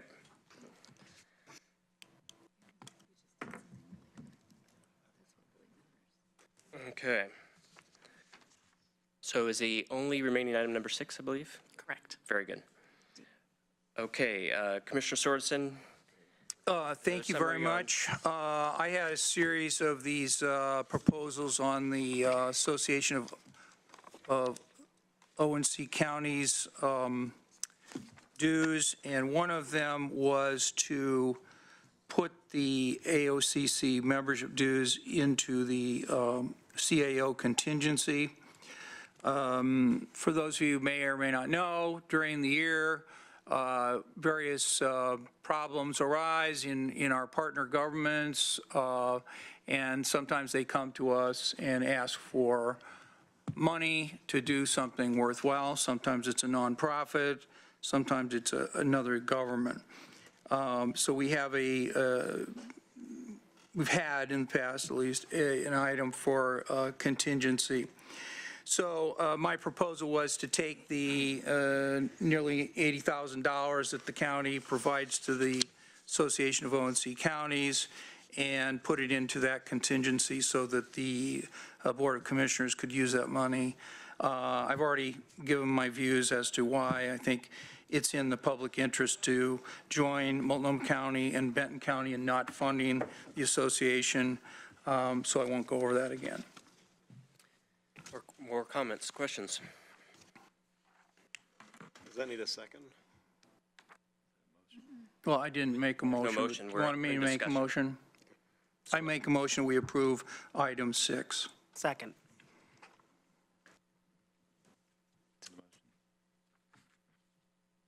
So it's been moved and seconded. I think there's additional discussion still. Yeah. Very good. Commissioner Bozevich. Thank you. So I won't be supporting this motion. As we've had testimony and been provided with information, the Association of Oregon and California Railroad Lands Counties has been beneficial to Lane County, and it will remain beneficial.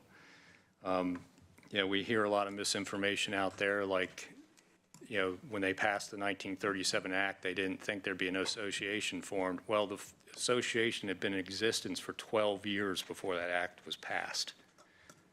So, you hear statements that are just blatantly, put out there with bad information. You hear statements about how we're against the expansion of the Cascade Siskiyou National Monument. No, what we want to resolve is the conflict between the ONC Act and the Antiquities Act that was used to expand that monument. And like the more current acts we've agreed with about establishing some native forest lands, we were okay with that because they're going to give us like amount of public lands. There's no balance in the expansion of the Cascade-Siskiyou Monument to make the ONC counties whole for those lands they paid for from 1937 through the 50s. So it's not about being against the monument. It's about trying to resolve that conflict and being treated fairly. And the only place to resolve that right now is in the courts. So, the kind of, we're against public lands. No, we're trying to protect the county's interests for something we paid for. They're a very, very unique set of lands. They're not the majority of the forest in Oregon. It's a small percentage of the total forested lands. So I think maintaining our membership there, where you can see the financial benefits. It was their attorney that figured out that the SRS payments were being illegally sequestered and made the legal argument and fixed that. No one else pointed that out. And that attorney was hired by the dues we're paying. So, that's been a lot of money in Lane County's pocket and in all the Oregon counties. So I really believe we need to stay in AOCC, and I'll be voting no on this motion. Mr. Morris. I'll pass to allow Mr. Bernie to speak, as I'm looking something up. Commissioner Bernie. So are you passing to allow me to speak, or are you passing to look something up? Both. Okay. You could do two things. I have several comments on this. First, and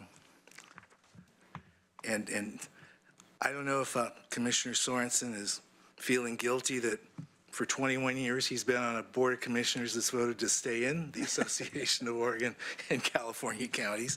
But I do know that this caught me by surprise in my first couple of hours of being a commissioner at the ripe young age of 65 after a lifetime in business.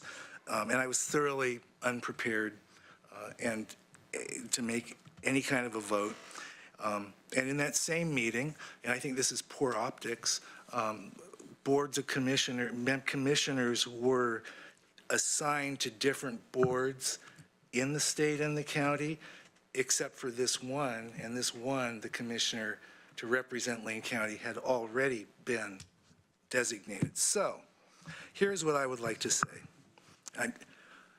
Climate change. I've spoken at length with groups on both sides of this issue. I have heard no one from either side say they were not interested in finding solutions to climate change. So I would like to share with you the immensity of that particular challenge. In the time we have been talking in this meeting, over 17 billion tons of carbon have been emitted into the atmosphere in the world. So this is something that's both bigger than Oregon and something that we need to be consistent with our values. And I would suggest different people have different values. There is no our values. However, I would like to also say this. I have never seen in this community such a polarized issue. Here we are spending a ton of time on something that represents, what, 100,000th, some infinitesimal part of the Lane County budget. So this is not, to me, a budget discussion. This is sort of another discussion. And since it's another discussion and it falls in the realm, I think, of democracy and representation, I personally, as a new commissioner, feel that if I hide behind the back of the budget committee to deal with the political issue, because it's really not an economic issue, that's just not right, no matter where I end up with this. And so I want the public that's here to know and the budget committee to know that I will, regardless of the disposition of this, bring up this issue so all commissioners can be accountable. I believe that's important. And finally, I also want to say, it's fascinating to me. Now, my mentors in business, by the way, were a lot of the people that fished out, that sardined out the Monterey Bay. I know what it's like to lose an entire industry and the havoc that creates on local communities. I also have been involved in a lot of other things. So I am not prepared to say we have two options here. My entire reason for running for this honor that I have was to bring people together, not to push people apart, which is what this issue does. And it's what everyone that says, no, if you support this, you're bad, or no, if you don't support this, you're bad.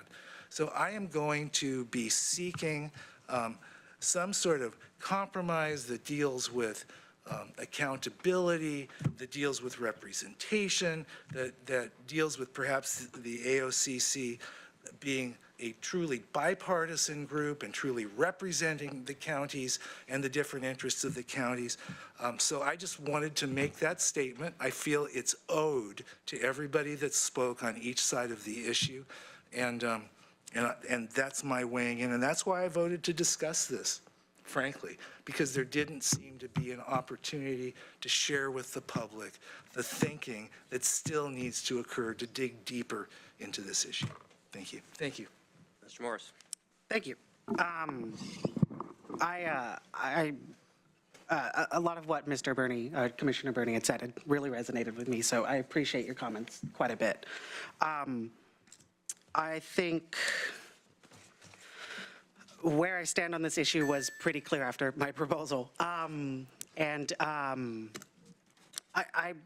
believe that you're correct, and that this is not, it's not going to affect some major funds. It's not going to change much. It is a small beans amount that might not necessarily change too much of our budgetary needs, but it's a more of a symbolic or a personal feeling or a stance that we're taking. And I think that the stance that does need to be taken is that Lane County supports the environment and Lane County supports the Cascade-Siskiyou as it stands right now, and that we need to protect our national forests because they're shrinking.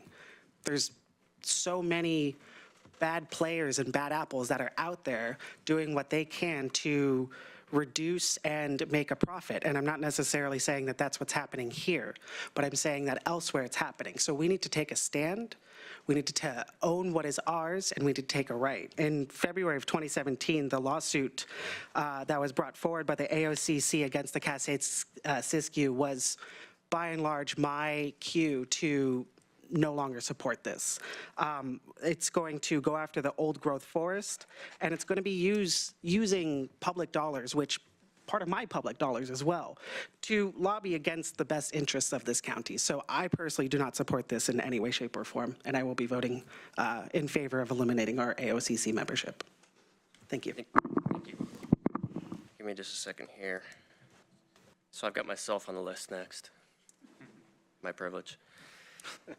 Actually, I did write it down. We know. So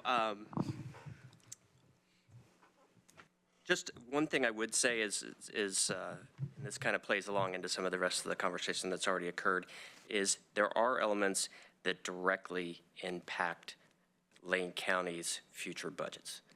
And as a member of the Lane County Budget Committee, I would find it very hard to do something that would potentially set the ball in motion to devastate the future finances of Lane County. And I think a lot of this is political and should be debated in the public. But from a budget standpoint, if you're going to remove a focus on Lane County deserving its fair and equitable share of funds that were allocated for true and honorable purposes from the very beginning to support the local economy and the individuals that are resident in an area that has a substantial amount of federal land that does not contribute to its tax base. If you're going to remove are basically seeking to hold all parties accountable to what they agreed to do, I believe from a budget standpoint, you have to be prepared to bring in something else to provide that funding. And we've heard from our county administrators about the constraints that we have with property tax and some other things that are outside of our control. This one is still something that is within, that we can actually influence in a very fair manner. So that we all I see is getting fairness from something that was a commitment to this area and to its residents.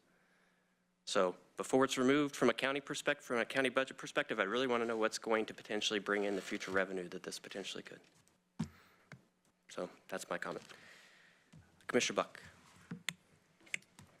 I wanted to concur with fellow Commissioner Burney on this. We have had several discussions about this on the Board of Commissioners regular docket. We do have a work session set up in the coming months regarding this particular subject. And as I read the tea leaves around here, I don't think it has enough votes on this particular board to move forward. But I do think it is an important policy discussion that we should talk about on the Board of Commissioners level. That's, as I mentioned, already in motion. And I think the public deserves a much longer venue to discuss this particular subject than what we have here tonight on our last meeting of our Budget Committee. So even if I vote no on this particular move on the Budget Committee, it is not because I don't anticipate having this discussion at a higher level. I do think it deserves some time and energy, and the public deserves to have some input on that and have a chance to come and talk about it when we have a larger discussion on the board. Commissioner Farr. Mr. Chair, is there anyone after me in the queue? I was going to make a silly comment. Okay, well, if there's nobody after me in the queue, I will yield to the question. If there is, if there's somebody after me, I'm going to talk. Is anybody opposed to the question? All in favor of the question, please signify by raising your right hand. I'm yielding to the question. That's enough. Okay, I'm with We're going to vote. Calling the question. Okay. Okay, so we are going to vote, I got to get my number right, on number 6, which basically states eliminate the AOCC membership dues payment of $79,441 and increase the contingency fund. Commissioner Burney?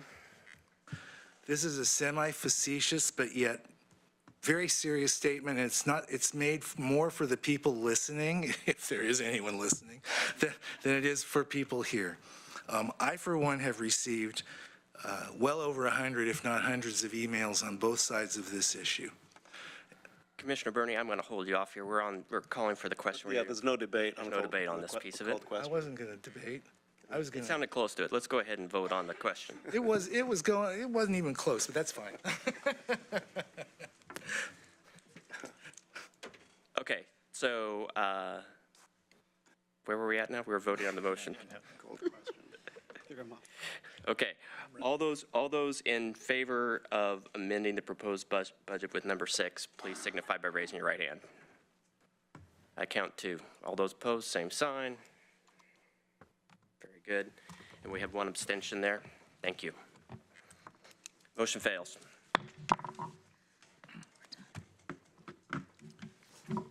So, Mr. Chair, Sorensen. I believe that we're ready to move to the 5 motions, and is that correct? We are at that stage. There are a couple of steps we're going to do before we move into Okay, that. but very good. You have, No, I just thought I'd make a motion to approve motion 1. very good. Commissioner Buck? You want me to make the motion? No, did you have your hand up? Oh, no. Oh, actually. no, I was just moving paper around, sorry. I was going to say something. Did you want to get back Can I finish what I was going to say, Mr. Chair, or no? You can. Commissioner Bernie, what would you like to say?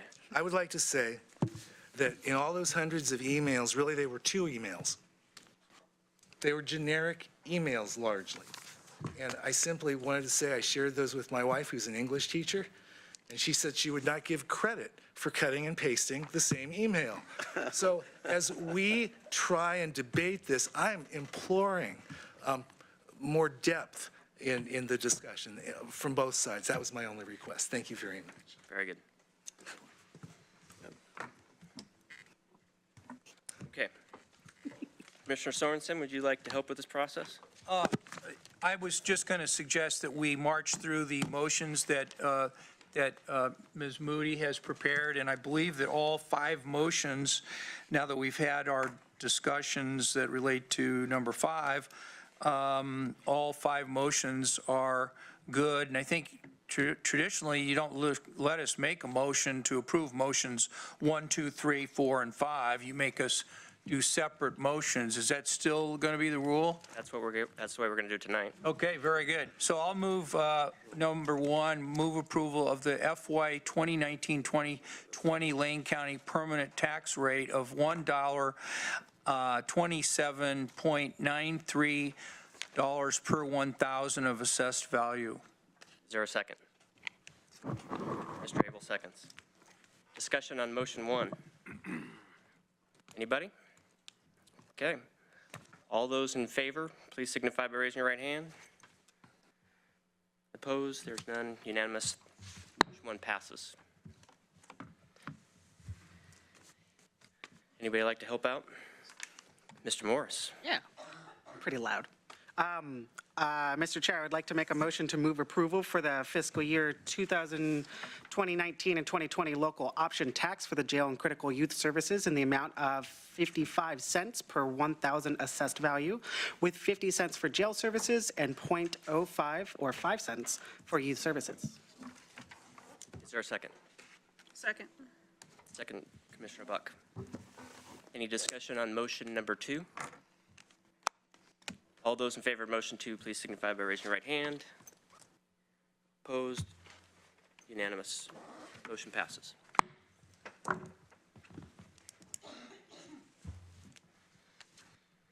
Anybody for number 3? Mr. Abel.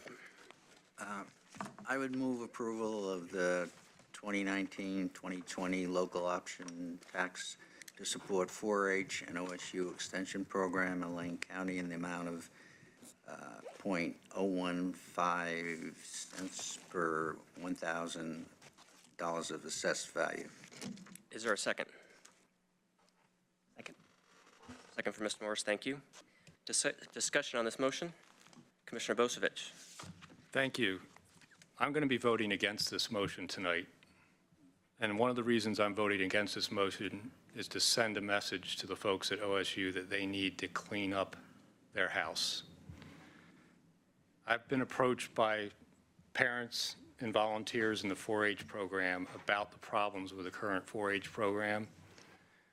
When this was passed by the Lane County voters, there was a promise it was going to reduce the cost of the 4-H program to participants. That has not happened. Their current 4-H coordinator is causing problems in the 4-H community and chasing longtime volunteers off.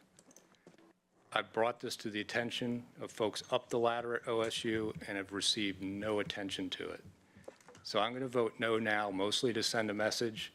Next year, if it's not fixed, I'm going to be asking to zero this item out because they don't deserve that additional money if they're not going to hold to the promises made when they pass this levy.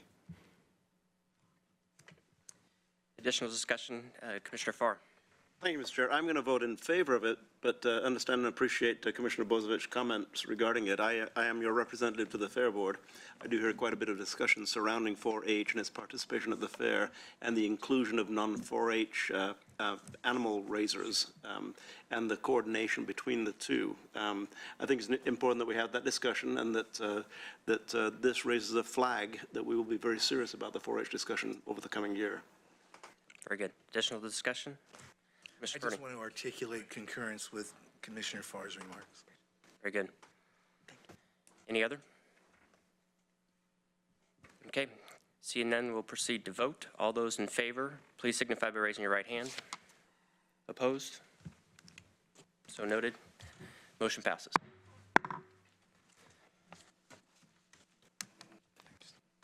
Number 4.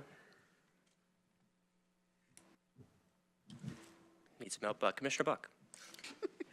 I'll move approval to allow the use of transient room tax dollars for operational purposes consistent with Lane Code 4.17, subset 5 and 6, and RS 320.350 as follows. Lane Event Center, $1,005,526, and Lane County Parks Division, $746,805.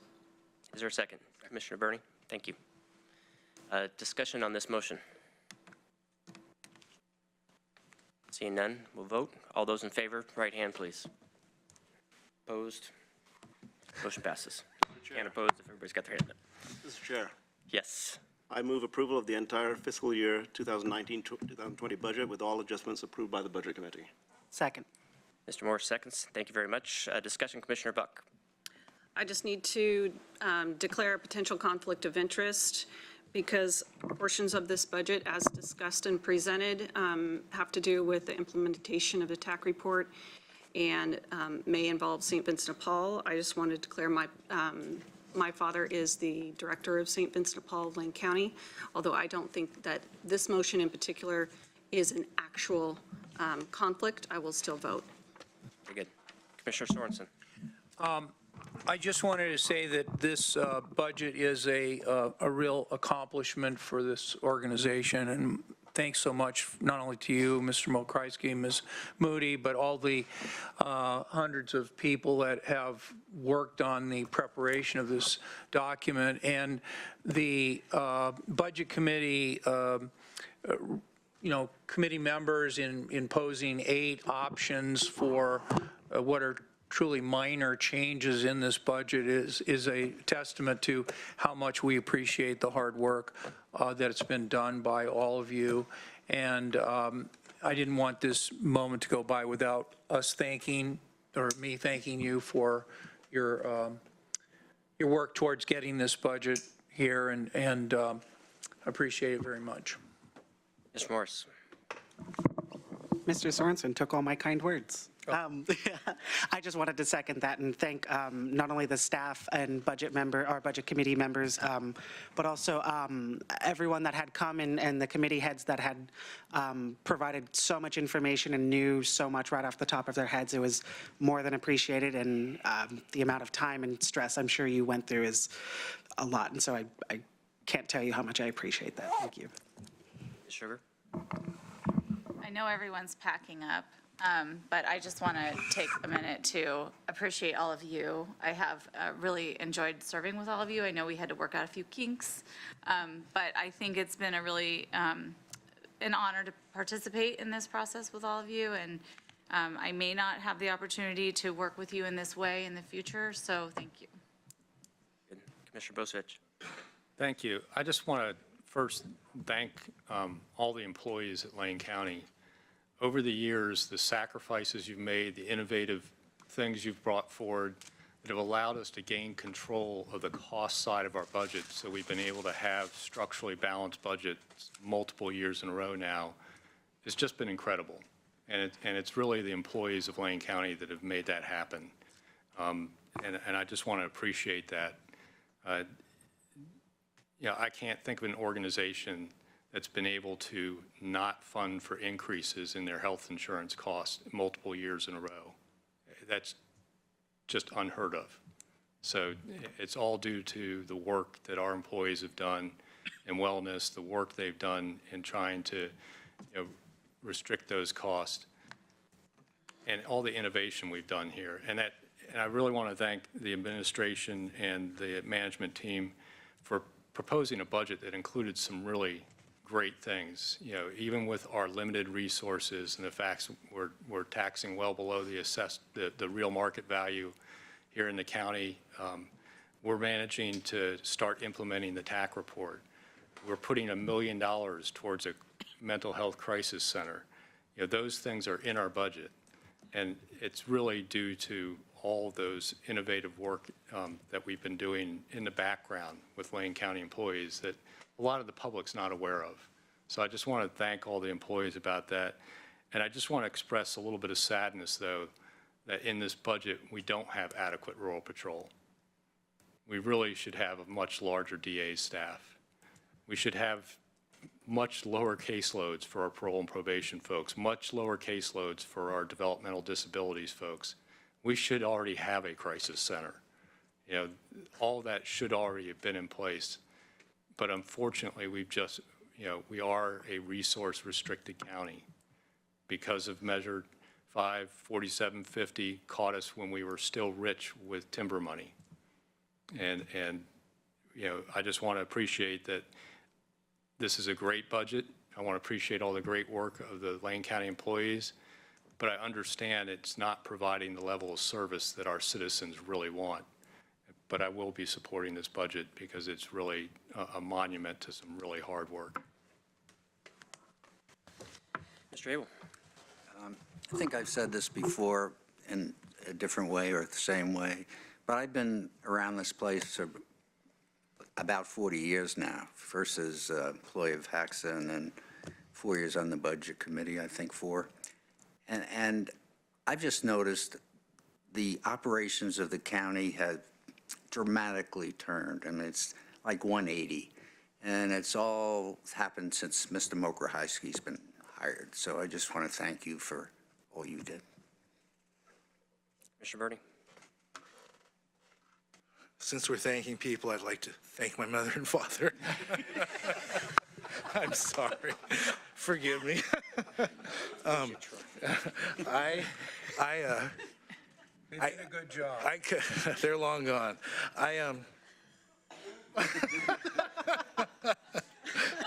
Jay,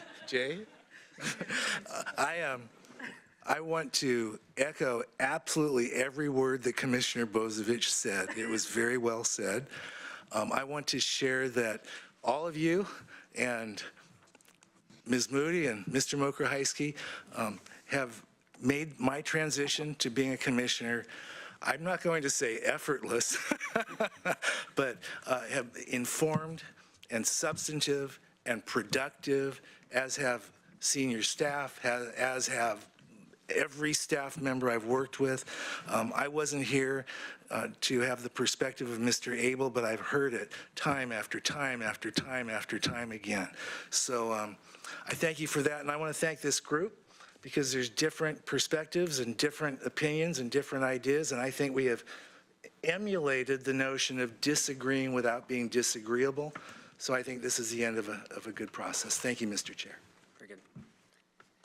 Well, I'll just, without saying anything additional, echo what we've heard here today. I would like to especially express my thanks to the budget staff. They've made my job as chair a lot easier than it potentially could be.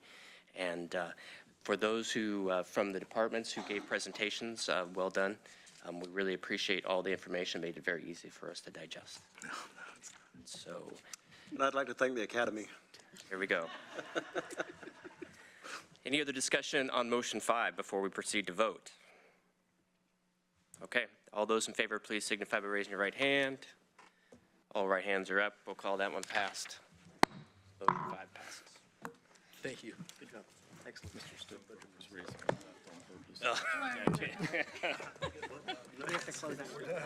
We are not done. We're not done. Not done.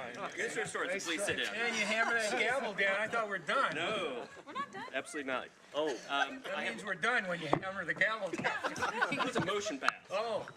It's like when you're drinking a final. Okay. I have an additional budget item, or additional agenda item real quick. Mr. Mokrahowski, please. Thank you, Mr. Chair, and I appreciate you ending 21 minutes early and giving me that time to, for some closing comments. As the chair always says to me, keep it short. Yes, keep it short. I want to thank the committee, Mr. Chair and Vice Chair, for your work. First year as Chair and Vice Chair did a great job, and to the whole committee. This really has been a great process this year, and really appreciate that. I want to specifically, and thank you for your comments, call out Jill Allen and Joe Celesta from our budget staff, and I'd like to give them a round of applause.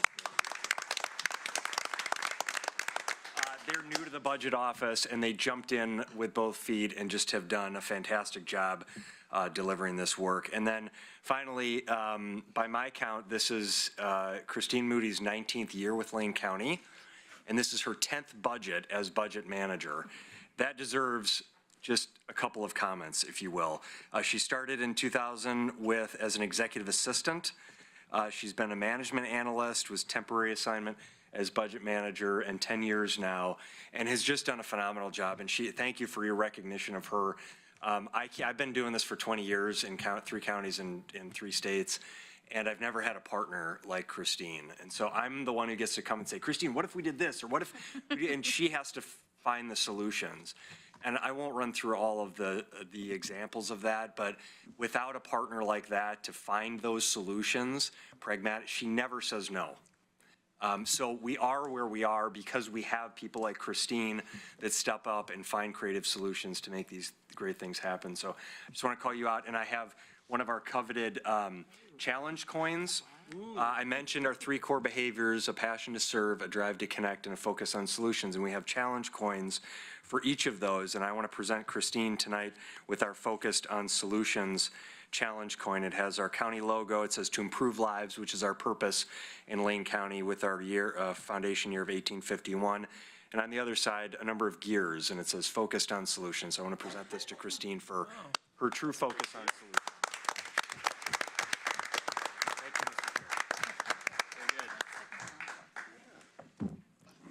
So are we ready for this?